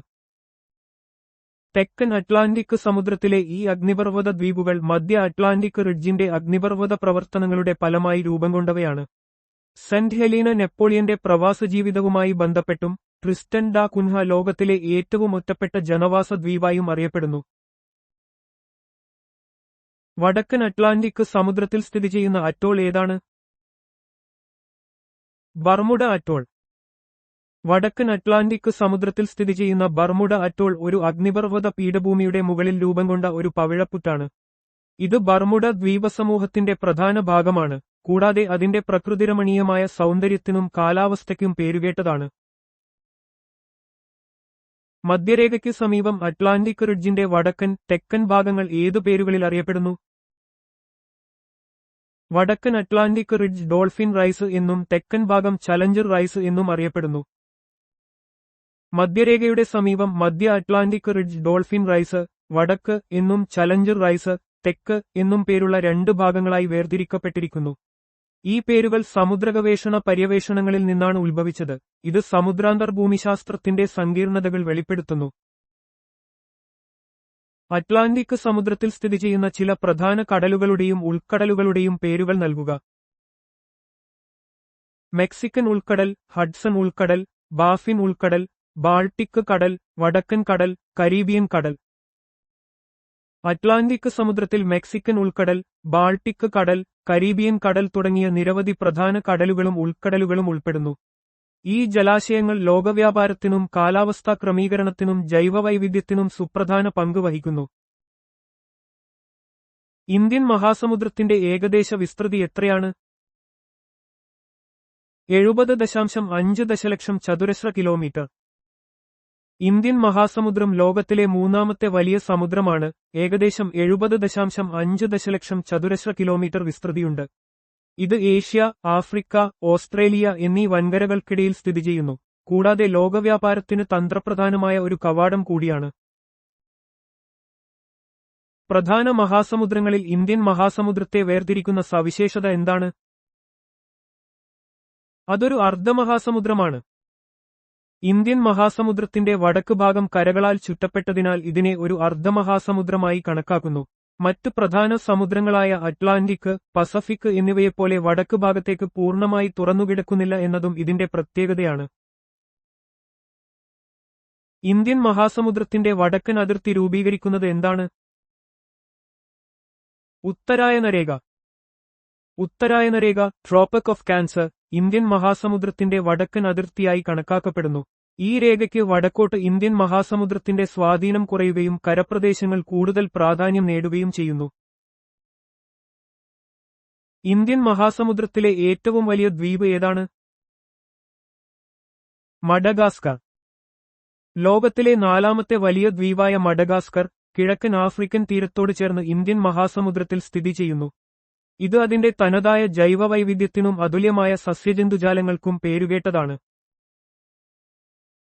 ഇന്ത്യൻ മഹാസമുദ്രത്തിലെ റിയൂണിയൻ, മൗറീഷ്യസ് ദ്വീപുകൾ ഏതുതരം ദ്വീപുകളാണ്? അഗ്നിപർവ്വത ദ്വീപുകൾ. ഇന്ത്യൻ മഹാസമുദ്രത്തിലെ മൗറീഷ്യസ്, റിയൂണിയൻ ദ്വീപുകൾ അഗ്നിപർവ്വത പ്രവർത്തനങ്ങളുടെ ഫലമായി രൂപം കൊണ്ടവയാണ്. ഈ ദ്വീപുകളിൽ കാണുന്ന കുന്നുകളും പർവ്വതങ്ങളും പഴയ അഗ്നിപർവ്വതങ്ങളുടെ അവശേഷിപ്പുകളാണ്. 90° ഈസ്റ്റ് റിഡ്ജ് എവിടെയാണ് സ്ഥിതി ചെയ്യുന്നത്? ഇന്ത്യൻ മഹാസമുദ്രത്തിൽ. 90° ഈസ്റ്റ് റിഡ്ജ് ഇന്ത്യൻ മഹാസമുദ്രത്തിലെ ഒരു പ്രധാന സമുദ്രാന്തർ പർവ്വതനിരയാണ്. ഇത് ഏകദേശം 5000 കിലോമീറ്ററിലധികം നീളത്തിൽ വടക്ക് തെക്ക് ദിശയിൽ വ്യാപിച്ചു കിടക്കുന്നു. ഏറ്റവും ചെറിയ സമുദ്രതടം ഏതാണ്? ആർട്ടിക് സമുദ്രതടം. ആർട്ടിക് സമുദ്രതടം ലോകത്തിലെ ഏറ്റവും ചെറിയതും ആഴം കുറഞ്ഞതുമായ സമുദ്രതടമാണ്. ഇത് ആർട്ടിക് സർക്കിളിനുള്ളിൽ സ്ഥിതി ചെയ്യുന്നു. കൂടുതലും വർഷം മുഴുവൻ മഞ്ഞുമൂടിക്കിടക്കാറുണ്ട്. ആർട്ടിക് സമുദ്രതടത്തിന്റെ ഏകദേശ വിസ്തീർണവും സവിശേഷമായ ആകൃതിയും എന്താണ്? ഏകദേശം 5.427 ദശലക്ഷം ചതുരശ്ര മൈൽ വിസ്തീർണവും വൃത്താകൃതിയുള്ള തടഘടനയും. ആർട്ടിക് സമുദ്രതടത്തിന് ഏകദേശം 5.427 ദശലക്ഷം ചതുരശ്ര മൈൽ വിസ്തീർണമുണ്ട്. ഇതിന്റെ വൃത്താകൃതിയിലുള്ള തടഘടന ഉത്തരധ്രുവത്തെ ചുറ്റിപ്പറ്റിയാണ് സ്ഥിതി ചെയ്യുന്നത്. ചുറ്റുമുള്ള ഭൂഖണ്ഡങ്ങളാൽ ഇത് ഭാഗികമായി വലയം ചെയ്യപ്പെട്ടിരിക്കുന്നു. ഭൂഖണ്ഡാന്തര ഷെൽഫിനെയും സമുദ്രടങ്ങളെയും ബന്ധിപ്പിക്കുന്ന ഭൂമിശാസ്ത്രപരമായ സവിശേഷത ഏതാണ്? ഭൂഖണ്ഡാന്തര ചരിവ്, കോണ്ടിനെന്റൽ സ്ലോപ്പ്. ഭൂഖണ്ഡാന്തര ചരിവ്, കോണ്ടിനെന്റൽ സ്ലോപ്പ് എന്നത് ഭൂഖണ്ഡാന്തര ഷെൽഫിനും ആഴക്കടൽ സമതലത്തിനും ഓഷൻ ബേസൻ ഇടയിലുള്ള ഒരു കുത്തനെയുള്ള ചരിഞ്ഞ പ്രദേശമാണ്. ഇത് ഷെൽഫ് ബ്രേക്കിൽ നിന്ന് ആരംഭിച്ച് ഏകദേശം 200 മുതൽ 3000 മീറ്റർ വരെ ആഴത്തിൽ വ്യാപിച്ചു കിടക്കുന്നു. ഒരു ഭൂഖണ്ഡാന്തര ഷെൽഫ് എന്നാൽ എന്താണ്? അത് സാധാരണയായി ഏകദേശം എത്ര ആഴത്തിൽ വരെ വ്യാപിക്കുന്നു? സമുദ്രത്തിനടിയിലുള്ള ഒരു ഭൂഖണ്ഡത്തിന്റെ അരികാണ് സാധാരണയായി 100 മുതൽ 200 വരെ മീറ്റർ ആഴം വരെ വ്യാപിക്കുന്നു. ഭൂഖണ്ഡാന്തര ഷെൽഫ് എന്നത് ഓരോ ഭൂഖണ്ഡത്തിന്റെയും കടലിനടിയിലുള്ള ഭാഗമാണ്. ഇത് താരതമ്യേന ആഴം കുറഞ്ഞതും ചെരിവ് കുറഞ്ഞതുമായ ഒരു പ്രദേശമാണ്. സാധാരണയായി 100 മുതൽ 200 വരെ മീറ്റർ വരെ ആഴത്തിൽ വ്യാപിക്കുന്നു. മത്സ്യബന്ധനത്തിനും മറ്റ് സമുദ്രവിഭവങ്ങൾക്കും ഇത് വളരെ പ്രാധാന്യമുള്ളതാണ്. ഒരു ഭൂഖണ്ഡാന്തര ഷെൽഫിന്റെ പശ്ചാത്തലത്തിൽ ഷെൽഫ് ബ്രേക്ക് എന്നാൽ എന്താണ്? ഭൂഖണ്ഡാന്തര ഷെൽഫ് അവസാനിക്കുകയും ഭൂഖണ്ഡാന്തര ചരിവ് ആരംഭിക്കുകയും ചെയ്യുന്ന കുത്തനെയുള്ള ഇറക്കം. ഷെൽഫ് ബ്രേക്ക് എന്നത് ഭൂഖണ്ഡാന്തര ഷെൽഫിന്റെ അറ്റമാണ്. ഇവിടെ നിന്ന് സമുദ്രത്തിന്റെ ആഴം കുത്തനെ വർദ്ധിക്കാൻ തുടങ്ങുന്നു. ഈ ഭാഗത്താണ് ഭൂഖണ്ഡാന്തര ഷെൽഫ് അവസാനിക്കുകയും ഭൂഖണ്ഡാന്തര ചരിവ്, കോണ്ടിനെന്റൽ സ്ലോപ്പ് ആരംഭിക്കുകയും ചെയ്യുന്നത്. സമുദ്രജലപ്രവാഹങ്ങളെ നിർവചിക്കുക. ഒരു പ്രത്യേക ദിശയിലേക്ക് വൻതോതിൽ സമുദ്രജലം ഒഴുകുന്നതിനെയാണ് സമുദ്രജലപ്രവാഹങ്ങൾ എന്ന് പറയുന്നത്. സമുദ്രജലപ്രവാഹങ്ങൾ സമുദ്രത്തിലെ ജലത്തിന്റെ തുടർച്ചയായതും ദിശാസൂചകവുമായ ചലനങ്ങളാണ്. താപനില, ലവണാംശം, കാറ്റ്, ഭ്രമണബലം എന്നിവയുടെ വ്യത്യാസങ്ങളാണ് ഈ പ്രവാഹങ്ങൾക്ക് കാരണം. ഇവ കാലാവസ്ഥയെയും സമുദ്രജീവികളെയും കാര്യമായി സ്വാധീനിക്കുന്നു. ഊഷ്മളവും ശീതളവുമായ സമുദ്രജലപ്രവാഹങ്ങൾ സാധാരണയായി അക്ഷാംശങ്ങളുമായി ബന്ധപ്പെട്ട് എങ്ങനെയാണ് ഒഴുകുന്നത്?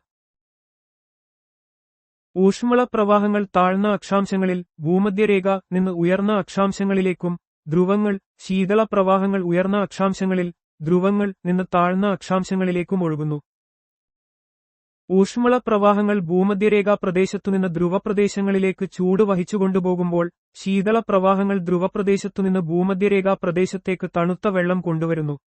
ഈ പ്രവാഹങ്ങൾ തീരദേശ കാലാവസ്ഥയെയും മത്സ്യബന്ധനത്തെയും സാരമായി സ്വാധീനിക്കുന്നു. കോറിയോലിസ് ബലം സമുദ്രജലപ്രവാഹങ്ങളുടെ ദിശയെ ഉത്തരാർദ്ധഗോളത്തിലും ദക്ഷിണാർദ്ധഗോളത്തിലും എങ്ങനെയാണ് സ്വാധീനിക്കുന്നത്? ഉത്തരാർദ്ധഗോളത്തിൽ സമുദ്രജലപ്രവാഹങ്ങൾ വലത്തോട്ടും ദക്ഷിണാർദ്ധഗോളത്തിൽ ഇടത്തോട്ടും തിരിയുന്നു. ഭൂമിയുടെ കറക്കം മൂലമുണ്ടാകുന്ന കോറിയോലിസ് ബലം ചലിക്കുന്ന വസ്തുക്കളുടെ ദിശയെ സ്വാധീനിക്കുന്നു. ഇത് സമുദ്രജലപ്രവാഹങ്ങളെ ഉത്തരാർദ്ധഗോളത്തിൽ വലത്തോട്ടും ദക്ഷിണാർദ്ധഗോളത്തിൽ ഇടത്തോട്ടും വ്യതിചലിപ്പിക്കുന്നു. ഈ പ്രതിഭാസം സമുദ്രത്തിലെ ജലത്തിന്റെ വലിയ അളവിലുള്ള ചലനങ്ങളെ നിയന്ത്രിക്കുന്നതിൽ നിർണായക പങ്ക് വഹിക്കുന്നു. ഗൾഫ് സ്ട്രീമും ലാബ്രഡോർ കറന്റും എവിടെ വെച്ചാണ് കൂടിച്ചേരുന്നത്? അതിന്റെ പ്രാധാന്യം എന്താണ്? ഇവ ന്യൂഫൗണ്ട്ലാൻഡിനടുത്ത് കൂടിച്ചേരുന്നു. ഇത് ഒരു പ്രധാന മത്സ്യബന്ധന കേന്ദ്രമായ ഗ്രാൻഡ് ബാങ്ക്സ് രൂപീകരിക്കുന്നു. ചൂടുള്ള ഗൾഫ് സ്ട്രീമും തണുത്ത ലാബ്രഡോർ കറന്റും ന്യൂഫൗണ്ട്ലാൻഡിനടുത്ത് സംഗമിക്കുന്നത് പ്ലാങ്ക്ടൺ വളരാൻ അനുയോജ്യമായ സാഹചര്യങ്ങൾ സൃഷ്ടിക്കുന്നു. ഇത് ലോകത്തിലെ ഏറ്റവും സമ്പന്നമായ മത്സ്യബന്ധന മേഖലകളിൽ ഒന്നായ ഗ്രാൻഡ് ബാങ്ക്സിന് കാരണമാകുന്നു. ഈ പ്രതിഭാസം സമുദ്രത്തിലെ ആവാസവ്യവസ്ഥയ്ക്കും സാമ്പത്തിക മേഖലയ്ക്കും അതീവ പ്രാധാന്യമുള്ളതാണ്. ചൂടുള്ളതും തണുത്തതുമായ സമുദ്രജലപ്രവാഹങ്ങൾ കൂടിച്ചേരുന്നിടത്ത് എന്താണ് കാണപ്പെടുന്നത്? അതിന്റെ പാരിസ്ഥിതിക പ്രാധാന്യം എന്താണ്? സമുദ്രത്തിലെ ഭക്ഷ്യശൃംഖലയുടെ അടിസ്ഥാനമായ പ്ലാങ്ക്ടൺ ഈ പ്രദേശങ്ങളിൽ സമൃദ്ധമായി കാണപ്പെടുന്നു. ചൂടുള്ളതും തണുത്തതുമായ സമുദ്രജലപ്രവാഹങ്ങൾ കൂടിച്ചേരുമ്പോൾ പോഷകസമൃദ്ധമായ ജലം ഉപരിതലത്തിലേക്ക് ഉയർത്തപ്പെടുന്നു. ഇത് സമുദ്രത്തിലെ സൂക്ഷ്മജീവികളായ പ്ലാങ്ക്ടണിന്റെ വളർച്ചയ്ക്ക് സഹായകമാകുന്നു. പ്ലാങ്ക്ടൺ മത്സ്യങ്ങൾക്കും മറ്റ് സമുദ്രജീവികൾക്കും പ്രധാന ആഹാരമായതിനാൽ ഈ പ്രദേശങ്ങൾ സമ്പന്നമായ മത്സ്യബന്ധന കേന്ദ്രങ്ങളായി മാറുന്നു. ജപ്പാനടുത്ത് കൂടിച്ചേർന്ന് കട്ടിയുള്ളതും മൂടൽമഞ്ഞുള്ളതുമായ ഒരു കാലാവസ്ഥ സൃഷ്ടിക്കുന്ന രണ്ട് സമുദ്രജലപ്രവാഹങ്ങൾ ഏവ? ചൂടുള്ള കുറോഷിയോ പ്രവാഹവും തണുത്ത ഓയിഷിയോ പ്രവാഹവും. പസഫിക് സമുദ്രത്തിലെ ചൂടുള്ള കുറോഷിയോ പ്രവാഹവും തണുത്ത ഓയിഷിയോ പ്രവാഹവും ജപ്പാന്റെ കിഴക്കൻ തീരത്ത് കൂടിച്ചേരുന്നു. ഈ കൂടിച്ചേരൽ വൻതോതിലുള്ള മൂടൽമഞ്ഞ് രൂപപ്പെടാൻ കാരണമാകുന്നു. ഇത് മത്സ്യബന്ധനത്തിനും നാവിഗേഷനും ചില വെല്ലുവിളികൾ ഉയർത്തുന്നു. ഈ മേഖലയും സമ്പന്നമായ ഒരു മത്സ്യബന്ധന കേന്ദ്രമാണ്. സർഗാസോ കടലിന്റെ സ്ഥാനം, സവിശേഷതകൾ എന്നിവ ഉൾപ്പെടുത്തിക്കൊണ്ട് അതിനെ വിവരിക്കുക. സർഗാസോ കടൽ വടക്കൻ അറ്റ്ലാന്റിക് സമുദ്രത്തിലെ ശാന്തമായ ഒരു ജലമേഖലയാണ്. ഉയർന്ന ലവണാംശം 3.7 PERMIL, ധാരാളമായി കാണപ്പെടുന്ന വേരുകളില്ലാത്ത സർഗാസം കടൽപ്പായൽ എന്നിവയാൽ ഇത് ശ്രദ്ധേയമാണ്. ഇതിനെ സമുദ്ര മരുഭൂമി എന്നും വിളിക്കാറുണ്ട്. വടക്കൻ അറ്റ്ലാന്റിക് സമുദ്രത്തിലെ പ്രവാഹങ്ങളാൽ ചുറ്റപ്പെട്ട ഒരു അദ്വിതീയ മേഖലയാണ് സർഗാസോ കടൽ. അതിന്റെ ശാന്തമായ ജലവും വേരുകളില്ലാത്ത സർഗാസം കടൽപ്പായലും പ്രത്യേകതകളാണ്. ഉയർന്ന ലവണാംശവും താഴ്ന്ന ജൈവ ഉൽപാദനക്ഷമതയും കാരണം ഇത് സമുദ്ര മരുഭൂമി എന്നറിയപ്പെടുന്നു. സർഗാസോ കടൽ ഉൾപ്പെടുന്ന ഏത് സമുദ്രത്തിലാണ് ഏറ്റവും കൂടുതൽ ലവണാംശം കാണപ്പെടുന്നത്? അറ്റ്ലാന്റിക് സമുദ്രം. സർഗാസോ കടൽ വടക്കൻ അറ്റ്ലാന്റിക് സമുദ്രത്തിന്റെ ഒരു ഭാഗമാണ്. സമുദ്രത്തിലെ ജലപ്രവാഹങ്ങൾ ഇതിനെ ഒരു ചുഴലി പോലെ ചുറ്റപ്പെട്ടിരിക്കുന്നതിനാൽ ഇവിടെ ജലം വളരെ സാവധാനത്തിൽ മാത്രമേ നീങ്ങുന്നുള്ളൂ. ഉയർന്ന ബാഷ്പീകരണം, കുറഞ്ഞ മഴ, ചുറ്റുമുള്ള പ്രവാഹങ്ങൾ എന്നിവ കാരണം സർഗാസോ കടലിൽ ലോകത്തിലെ തന്നെ ഏറ്റവും ഉയർന്ന ലവണാംശ നില രേഖപ്പെടുത്താറുണ്ട്. സർഗാസോ കടൽ മറ്റേത് പേരിലാണ് അറിയപ്പെടുന്നത്? സമുദ്ര മരുഭൂമി, ദി ഓഷ്യൻ ഡെസേർട്ട്. ഉയർന്ന ലവണാംശം, പോഷകങ്ങളുടെ കുറവ്, ജൈവവൈവിധ്യത്തിന്റെ താരതമ്യേന കുറവ് എന്നിവ കാരണം സർഗാസോ കടലിനെ സമുദ്ര മരുഭൂമി എന്ന് വിശേഷിപ്പിക്കാറുണ്ട്. എന്നിരുന്നാലും ഇവിടെ മാത്രം കാണുന്ന സർഗാസം കടൽപ്പായലുകൾ ഒരു പ്രത്യേക ആവാസവ്യവസ്ഥയെ പിന്തുണയ്ക്കുന്നു. അയോധ്യ ഏത് നദിയുടെ തീരത്താണ് സ്ഥിതി ചെയ്യുന്നത്? സരയൂ നദി. ഉത്തർപ്രദേശിലെ ഒരു പുണ്യനഗരമാണ് അയോധ്യ. രാമായണത്തിൽ പരാമർശിച്ചിട്ടുള്ള സരയൂ നദിയുടെ തീരത്താണ് ഇത് സ്ഥിതി ചെയ്യുന്നത്. ഹൈന്ദവ വിശ്വാസമനുസരിച്ച് ശ്രീരാമന്റെ ജന്മസ്ഥലമാണിത്. കൊൽക്കത്ത ഏത് നദിയുടെ തീരത്താണ് സ്ഥിതി ചെയ്യുന്നത്? ഹൂഗ്ലി നദി. പശ്ചിമ ബംഗാളിന്റെ തലസ്ഥാനമാണ് കൊൽക്കത്ത. ഇത് ഹൂഗ്ലി നദിയുടെ കിഴക്കൻ തീരത്താണ് സ്ഥിതി ചെയ്യുന്നത്. ഇന്ത്യയുടെ സാംസ്കാരിക തലസ്ഥാനമായി അറിയപ്പെടുന്ന ഈ നഗരം മുമ്പ് ബ്രിട്ടീഷ് ഇന്ത്യയുടെ തലസ്ഥാനമായിരുന്നു. ഉജ്ജയിൻ ഏത് നദിയുടെ തീരത്താണ് സ്ഥിതി ചെയ്യുന്നത്? ക്ഷിപ്ര നദി. മധ്യപ്രദേശിലെ ഒരു പുരാതന നഗരമാണ് ഉജ്ജയിൻ. ക്ഷിപ്ര നദിയുടെ തീരത്താണ് ഇത് സ്ഥിതി ചെയ്യുന്നത്. 12 ജ്യോതിർലിംഗ ക്ഷേത്രങ്ങളിൽ ഒന്നായ മഹാകാലേശ്വർ ജ്യോതിർലിംഗ ക്ഷേത്രം ഇവിടെയാണ് സ്ഥിതി ചെയ്യുന്നത്. ഹൈദരാബാദ് ഏത് നദിയുടെ തീരത്താണ് സ്ഥിതി ചെയ്യുന്നത്? മൂസി നദി. തെലങ്കാനയുടെ തലസ്ഥാനമാണ് ഹൈദരാബാദ്. ഇത് മൂസി നദിയുടെ തീരത്താണ് സ്ഥിതി ചെയ്യുന്നത്. മുത്തുകളുടെ നഗരം എന്നറിയപ്പെടുന്ന ഈ നഗരം ചരിത്രപരവും സാംസ്കാരികവുമായ പ്രാധാന്യമുള്ളതാണ്.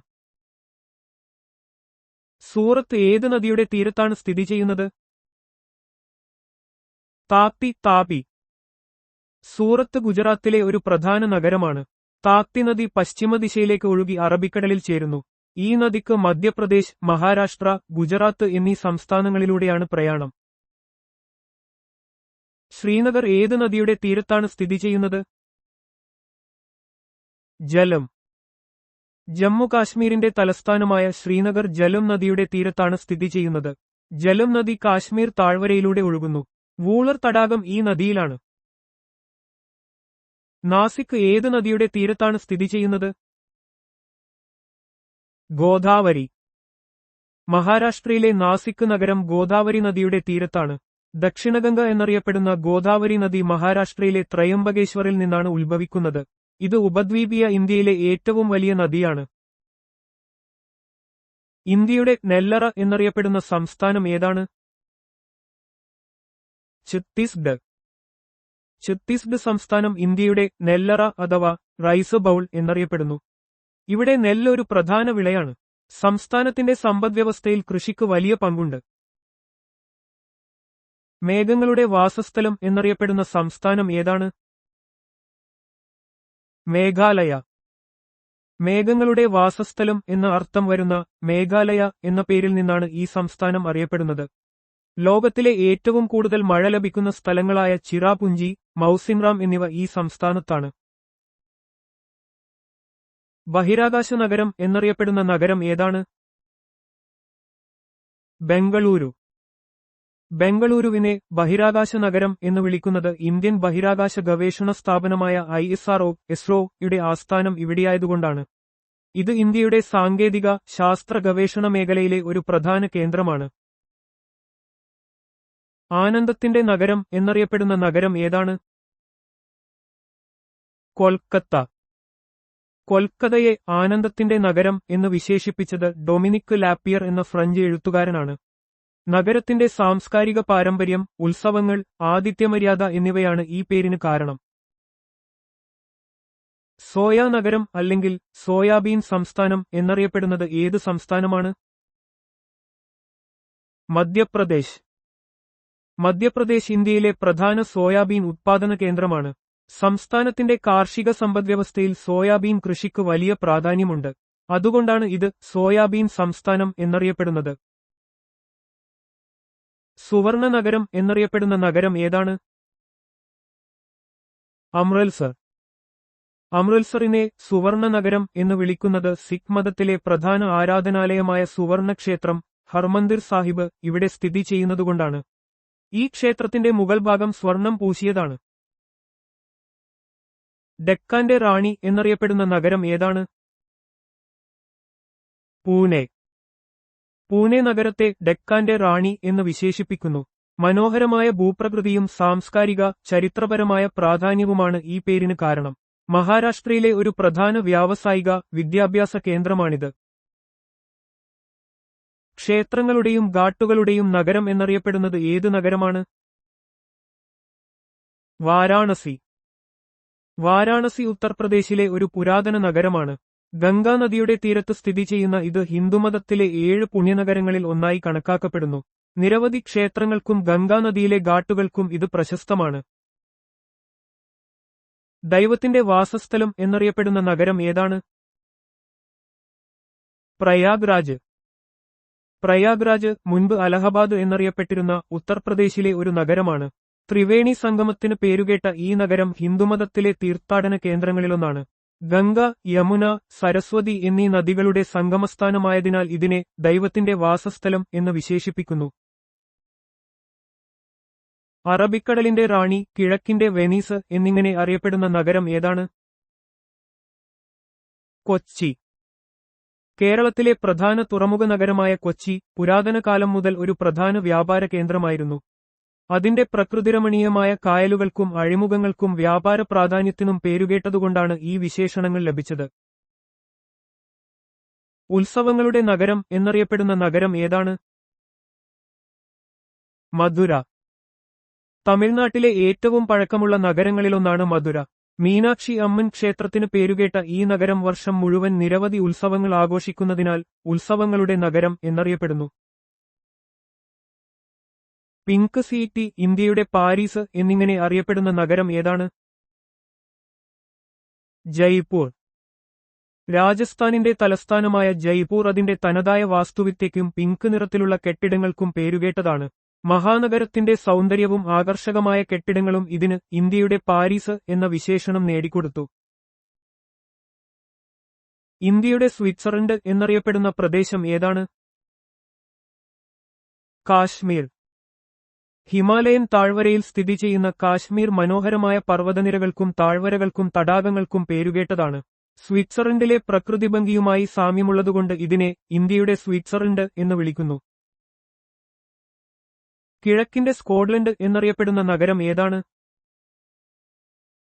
ഷില്ലോങ്. മേഘാലയയുടെ തലസ്ഥാനമായ ഷില്ലോങ് അതിന്റെ കുന്നുകളും തടാകങ്ങളും വെള്ളച്ചാട്ടങ്ങളും മനോഹരമായ പ്രകൃതി ദൃശ്യങ്ങളും കാരണം കിഴക്കിന്റെ സ്കോട്ട്ലൻഡ് എന്നറിയപ്പെടുന്നു. രാജസ്ഥാന്റെ തെർമോബൈലെ എന്നറിയപ്പെടുന്ന ചരിത്രപ്രധാനമായ സ്ഥലം ഏതാണ്? ഹൽദിഘാട്ടി. 1576-ൽ റാണ പ്രതാപും മുഗൾ ചക്രവർത്തി അക്ബറിന്റെ സൈന്യവും തമ്മിൽ നടന്ന ഹൽദിഘാട്ടി യുദ്ധത്തിന് പേരുകേട്ട സ്ഥലമാണിത്. ഗ്രീസിലെ തെർമോബൈലെ യുദ്ധവുമായി ഇതിനെ താരതമ്യം ചെയ്യുന്നത് ധീരമായ ചെറുത്തുനിൽപ്പിന്റെ പ്രതീകമായി ഇതിനെ കാണുന്നതുകൊണ്ടാണ്. ഇന്ത്യയുടെ കവാടം, 7 ദ്വീപുകളുടെ നഗരം എന്നിങ്ങനെ അറിയപ്പെടുന്ന നഗരം ഏതാണ്? മുംബൈ. മഹാരാഷ്ട്രയുടെ തലസ്ഥാനമായ മുംബൈ ഇന്ത്യയുടെ ഒരു പ്രധാന സാമ്പത്തിക, സാംസ്കാരിക കേന്ദ്രമാണ്. അറബിക്കടലിന്റെ തീരത്ത് സ്ഥിതി ചെയ്യുന്ന ഇത് 7 ദ്വീപുകൾ ചേർന്നാണ് രൂപപ്പെട്ടത്. ഗേറ്റ്വേ ഓഫ് ഇന്ത്യ എന്ന ചരിത്രപ്രസിദ്ധമായ സ്മാരകം ഇവിടെയാണ്.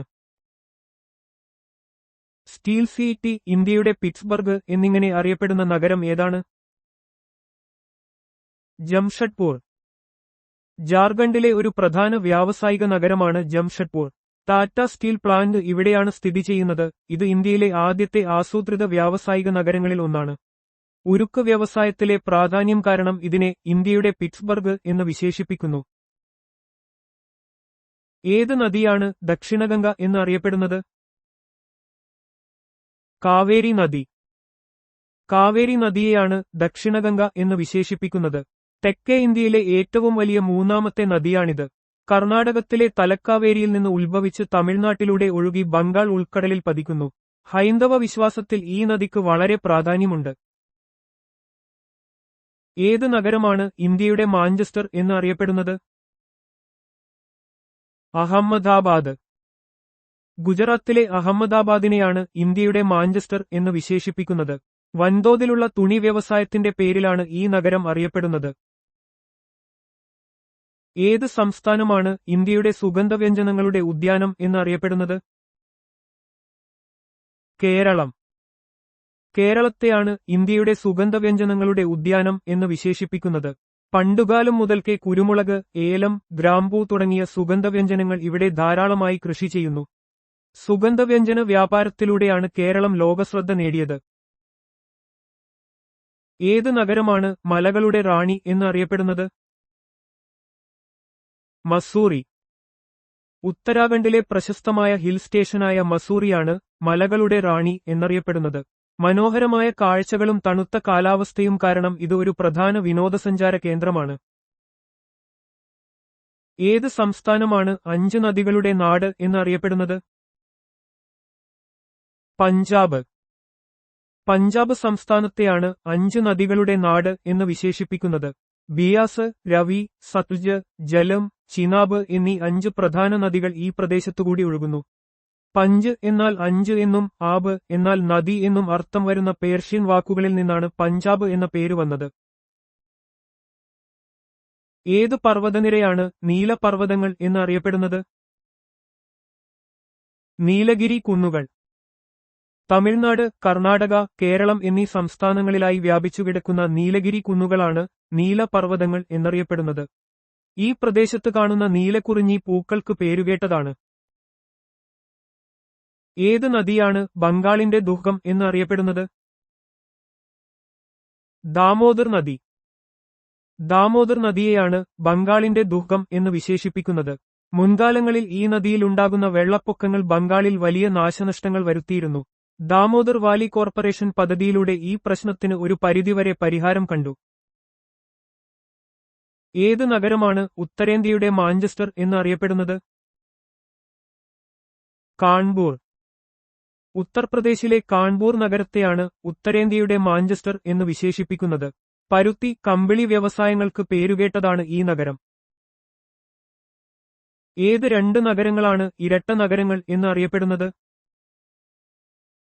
ഹൈദരാബാദ്, സെക്കന്ദരാബാദ്. തെലങ്കാനയിലെ ഹൈദരാബാദും സെക്കന്ദരാബാദുമാണ് ഇരട്ട നഗരങ്ങൾ എന്നറിയപ്പെടുന്നത്. ഇവ രണ്ടും വളരെ അടുത്തായി സ്ഥിതി ചെയ്യുന്നു. ഹുസൈൻ സാഗർ തടാകം ഈ നഗരങ്ങളെ വേർതിരിക്കുന്നു. ഭരണപരമായും സാംസ്കാരികപരമായും ഇവയ്ക്ക് അടുത്ത ബന്ധമുണ്ട്. ഏത് നഗരമാണ് നവാബുമാരുടെ നഗരം എന്നറിയപ്പെടുന്നത്? ലക്നൗ. ഉത്തർപ്രദേശിന്റെ തലസ്ഥാനമായ ലക്നൌവിനെയാണ് നവാബുമാരുടെ നഗരം എന്ന് വിശേഷിപ്പിക്കുന്നത്. മുഗൾ സാമ്രാജ്യത്തിന്റെ തകർച്ചയ്ക്ക് ശേഷം അവധിലെ നവാബുമാരുടെ കീഴിൽ ഈ നഗരം കല, സംസ്കാരം, വാസ്തുവിദ്യ എന്നിവയുടെ ഒരു പ്രധാന കേന്ദ്രമായി വളർന്നു. ഇന്നും നവാബി സംസ്കാരത്തിന്റെ സ്വാധീനം ഇവിടെ കാണാൻ കഴിയും. ബീഹാറിന്റെ ദുർഗം എന്നറിയപ്പെടുന്ന നദി ഏതാണ്? കോസി നദി. കോസി നദി ബീഹാറിലൂടെ ഒഴുകുമ്പോൾ അതിന്റെ ഗതി നിരന്തരം മാറുന്നതിനാലും ഇടയ്ക്കിടെ വെള്ളപ്പൊക്കമുണ്ടാക്കുന്നതിനാലും ബീഹാറിന്റെ ദുർഗം എന്നറിയപ്പെടുന്നു. ഇത് വൻതോതിൽ കൃഷിനാശവും ജീവനാശവും വരുത്തിവെക്കാറുണ്ട്. ഇന്ത്യ പ്രധാനമായും ഏതുതരം കാലാവസ്ഥയാണ് അനുഭവിക്കുന്നത്? ഉഷ്ണമേഖലാ മൺസൂൺ കാലാവസ്ഥ. ഇന്ത്യയിൽ ഉഷ്ണമേഖലാ മൺസൂൺ കാലാവസ്ഥയാണ് പ്രധാനമായും അനുഭവപ്പെടുന്നത്. ഹിമാലയ പർവ്വതനിരകൾ തണുത്ത കാറ്റിൽ നിന്ന് സംരക്ഷിക്കുകയും ഇന്ത്യൻ മഹാസമുദ്രത്തിന്റെ സാമീപ്യം താപനിലയെ സ്വാധീനിക്കുകയും ചെയ്യുന്നതാണ് ഇതിന് കാരണം. ഈ കാലാവസ്ഥ പ്രത്യേകമായി മഴക്കാലം, വേനൽക്കാലം, ശൈത്യകാലം എന്നിങ്ങനെ 3 പ്രധാന ഋതുക്കൾക്ക് കാരണമാകുന്നു. ഇന്ത്യയിലെ ഏറ്റവും വലിയ തീരദേശ തടാകം, കായൽ ഏതാണ്? ചിൽക്ക തടാകം, ഒഡീഷ. ഒഡീഷയിലെ ചിൽക്ക തടാകം ഇന്ത്യയിലെ ഏറ്റവും വലിയ തീരദേശ തടാകവും ലോകത്തിലെ 2ാമത്തെ വലിയ ലവണജല കായലുമാണ്. ദേശാടന പക്ഷികളുടെ ഒരു പ്രധാന ആവാസ കേന്ദ്രം കൂടിയാണിത്. പെരിയാർ നദിയിൽ നിന്ന് വെള്ളം സ്വീകരിക്കുന്ന ഇന്ത്യയിലെ ഒരു മനുഷ്യനിർമ്മിത തടാകം ഏതാണ്? പെരിയാർ തടാകം. പെരിയാർ തടാകം ഇടുക്കി ജില്ലയിലെ തേക്കടിയിൽ സ്ഥിതി ചെയ്യുന്ന ഒരു മനുഷ്യനിർമ്മിത തടാകമാണ്. മുല്ലപ്പെരിയാർ അണക്കെട്ടിന് പിന്നിൽ രൂപപ്പെട്ട ഈ തടാകം പെരിയാർ വന്യജീവി സങ്കേതത്തിന്റെ ഹൃദയഭാഗമാണ്. ഇന്ത്യയിലെ ഏറ്റവും നീളമേറിയതും കേരളത്തിലെ ഏറ്റവും വലിയതുമായ തടാകം ഏതാണ്? വേമ്പനാട് കായൽ. കേരളത്തിലെ വേമ്പനാട് കായൽ ഇന്ത്യയിലെ ഏറ്റവും നീളമേറിയ തടാകമാണ്. ഇത് അഷ്ടമുടിക്കായൽ, കായംകുളം കായൽ, വേളിക്കായൽ തുടങ്ങിയ മറ്റു പല കായലുകളുമായി ബന്ധിപ്പിച്ചിരിക്കുന്നു. വടക്കുകിഴക്കൻ ഇന്ത്യയിലെ ഏറ്റവും വലിയ ശുദ്ധജല തടാകമായ ലോക്തക് തടാകം എവിടെയാണ് സ്ഥിതി ചെയ്യുന്നത്? മണിപ്പൂർ. മണിപ്പൂരിലാണ് ലോക്തക് തടാകം സ്ഥിതി ചെയ്യുന്നത്. ഇത് വടക്കുകിഴക്കൻ ഇന്ത്യയിലെ ഏറ്റവും വലിയ ശുദ്ധജല തടാകമാണ്. തടാകത്തിലെ ഫുണ്ടിസ്, ഫ്ലോട്ടിംഗ് ഐലൻഡ്സ് ഇതിന്റെ ഒരു പ്രത്യേകതയാണ്. ലോകത്തിലെ ഒരേയൊരു ഒഴുകുന്ന വന്യജീവി സങ്കേതം എന്നറിയപ്പെടുന്ന ഏത് ദേശീയോദ്യാനമാണ് ലോക്തക് തടാകത്തിൽ സ്ഥിതി ചെയ്യുന്നത്? കെയ്ബുൾ ലാംജാവോ ദേശീയോദ്യാനം ലോക്തക് തടാകത്തിലെ ഫുണ്ടിസ് എന്നറിയപ്പെടുന്ന ഒഴുകുന്ന ദ്വീപുകളിലാണ് കെയ്ബുൾ ലാംജാവോ ദേശീയോദ്യാനം സ്ഥിതി ചെയ്യുന്നത്. ഇത് ലോകത്തിലെ ഏക ഒഴുകുന്ന ദേശീയോദ്യാനമാണ്. വംശനാശഭീഷണി നേരിടുന്ന സംഗായ മാനുകളുടെ ആവാസകേന്ദ്രം കൂടിയാണിത്. കൊല്ലേരു തടാകം ഏത് സംസ്ഥാനത്താണ് സ്ഥിതി ചെയ്യുന്നത്? ആന്ധ്രാപ്രദേശ്. കൊല്ലേരു തടാകം ആന്ധ്രാപ്രദേശിലെ കൃഷ്ണ, പശ്ചിമ ഗോദാവരി ജില്ലകൾക്കിടയിൽ സ്ഥിതി ചെയ്യുന്ന ഒരു ശുദ്ധജല തടാകമാണ്. ഇത് ഏഷ്യയിലെ ഏറ്റവും വലിയ ശുദ്ധജല തടാകങ്ങളിലൊന്നാണ്, കൂടാതെ ദേശാടന പക്ഷികളുടെ പ്രധാന സങ്കേതം കൂടിയാണ്. ഉത്തർപ്രദേശിലെ പിലിഭിത് ജില്ലയിലെ ഫുൽഹാർ തടാകത്തിൽ നിന്ന് ഉത്ഭവിക്കുന്ന നദി ഏതാണ്? ഗോമതി നദി. ഗോമതി നദി ഉത്തർപ്രദേശിലെ പിലിഭിത് ജില്ലയിലെ ഫുൽഹാർ തടാകത്തിൽ നിന്നാണ് ഉത്ഭവിക്കുന്നത്. ഇത് ഗംഗാനദിയുടെ ഒരു പോഷകനദിയാണ്. ലക്നൌ, ജൗൻപൂർ തുടങ്ങിയ പ്രധാന നഗരങ്ങളിലൂടെ ഒഴുകുന്നു. രാജസ്ഥാനിൽ സ്ഥിതി ചെയ്യുന്ന ഇന്ത്യയിലെ ഏറ്റവും വലിയ ഉൾനാടൻ ഉപ്പ് ജല തടാകം ഏതാണ്? സാംബാർ തടാകം. രാജസ്ഥാനിൽ സ്ഥിതി ചെയ്യുന്ന സാംബാർ തടാകം ഇന്ത്യയിലെ ഏറ്റവും വലിയ ഉൾനാടൻ ഉപ്പ് ജല തടാകമാണ്. ഇത് ഉപ്പ് ഉത്പാദനത്തിന് പേരുകേട്ടതാണ്, കൂടാതെ ഒരു റാംസർ സൈറ്റ് കൂടിയാണിത്. ജമ്മു കാശ്മീരിൽ സ്ഥിതി ചെയ്യുന്ന ഇന്ത്യയിലെ ഏറ്റവും വലിയ ശുദ്ധജല തടാകം ഏതാണ്? വൂളാർ തടാകം. ജമ്മു കാശ്മീരിലെ ബന്ദിപ്പോര ജില്ലയിൽ സ്ഥിതി ചെയ്യുന്ന വൂളാർ തടാകം ഇന്ത്യയിലെ ഏറ്റവും വലിയ ശുദ്ധജല തടാകമാണ്. ഇത് ജലം സംഭരിക്കുന്നതിലും കാലാവസ്ഥാ നിയന്ത്രണത്തിലും ഒരു പ്രധാന പങ്ക് വഹിക്കുന്നു. ജലം നദിയിൽ സ്ഥിതി ചെയ്യുന്ന പദ്ധതി ഏതാണ്? തുൾബുൾ പദ്ധതി. തുൾബുൾ പദ്ധതി ജമ്മു കാശ്മീരിലെ ജലം നദിയിലാണ് സ്ഥിതി ചെയ്യുന്നത്. നാവിഗേഷൻ മെച്ചപ്പെടുത്തുന്നതിനും ജലസേചനത്തിനുമായി രൂപകൽപ്പന ചെയ്ത ഒരു തടാക പദ്ധതിയാണിത്. ഈ പദ്ധതി ഇന്ത്യയും പാകിസ്ഥാനും തമ്മിൽ തർക്കവിഷയമാണ്. ഇന്ത്യയിലെ ഏറ്റവും വലിയ മനുഷ്യനിർമ്മിത തടാകം ഏതാണ്? ഗോവിന്ദ് ബല്ലഭ് പന്ത് സാഗർ. ഗോവിന്ദ് ബല്ലഭ് പന്ത് സാഗർ ഉത്തർപ്രദേശിലെ സോൻഭദ്ര ജില്ലയിൽ സ്ഥിതി ചെയ്യുന്നു. റിഹാൻഡ് ഡാമിനു പിന്നിലുള്ള ഈ തടാകം ഇന്ത്യയിലെ ഏറ്റവും വലിയ മനുഷ്യനിർമ്മിത തടാകമായി അറിയപ്പെടുന്നു. ഇന്ത്യയിലെ ഏറ്റവും ഉയരത്തിൽ സ്ഥിതി ചെയ്യുന്ന തടാകം ഏതാണ്? ഗുരുഡോമാർ തടാകം, സിക്കിം. സിക്കിമിലെ ഗുരുഡോമാർ തടാകം ഏകദേശം 17,800 അടി ഉയരത്തിൽ സ്ഥിതി ചെയ്യുന്നു. ബുദ്ധമതക്കാർക്കും ഹിന്ദുക്കൾക്കും പുണ്യമായി കണക്കാക്കപ്പെടുന്ന ഈ തടാകം ലോകത്തിലെ ഏറ്റവും ഉയരത്തിലുള്ള തടാകങ്ങളിലൊന്നാണ്. ഒരു ഉൽക്കാപതനം മൂലം രൂപപ്പെട്ട ലോണാർ തടാകം ഏത് ജില്ലയിലും സംസ്ഥാനത്തുമാണ് സ്ഥിതി ചെയ്യുന്നത്? ബുൽദാന ജില്ല, മഹാരാഷ്ട്ര. മഹാരാഷ്ട്രയിലെ ബുൽദാന ജില്ലയിലാണ് ലോണാർ തടാകം സ്ഥിതി ചെയ്യുന്നത്. ഏകദേശം 52,000 വർഷം മുമ്പ് ഒരു ഉൽക്കാപതനം മൂലം രൂപപ്പെട്ട ഈ തടാകം ലോകത്തിലെ 4 ഹൈപ്പർ വെലോസിറ്റി ഇമ്പാക്ട് ക്രേറ്ററുകളിൽ ഒന്നാണ്. പുലിക്കട്ട് തടാകത്തെ ബംഗാൾ ഉൾക്കടലിൽ നിന്ന് വേർതിരിക്കുന്നതും സതീഷ് ധവാൻ ബഹിരാകാശ കേന്ദ്രം സ്ഥിതി ചെയ്യുന്നതുമായ തീരദേശ ദ്വീപ് ഏതാണ്? ശ്രീഹരിക്കോട്ട. ആന്ധ്രാപ്രദേശിലെ ശ്രീഹരിക്കോട്ട ഒരു തീരദേശ ദ്വീപാണ്. ഇത് പുലിക്കട്ട് തടാകത്തെ ബംഗാൾ ഉൾക്കടലിൽ നിന്ന് വേർതിരിക്കുന്നു. ഇന്ത്യയുടെ പ്രധാന ഉപഗ്രഹ വിക്ഷേപണ കേന്ദ്രമായ സതീഷ് ധവാൻ ബഹിരാകാശ കേന്ദ്രം ഇവിടെയാണ് സ്ഥിതി ചെയ്യുന്നത്. കുഞ്ചിക്കൽ വെള്ളച്ചാട്ടം ഏത് സംസ്ഥാനത്താണ് സ്ഥിതി ചെയ്യുന്നത്? കർണാടക. കർണാടക സംസ്ഥാനത്തിലെ ഷിമോഗ ജില്ലയിലാണ് കുഞ്ചിക്കൽ വെള്ളച്ചാട്ടം സ്ഥിതി ചെയ്യുന്നത്. 455 മീറ്റർ ഉയരമുള്ള ഇത് ഇന്ത്യയിലെ ഏറ്റവും ഉയരമുള്ള വെള്ളച്ചാട്ടങ്ങളിലൊന്നായി കണക്കാക്കപ്പെടുന്നു.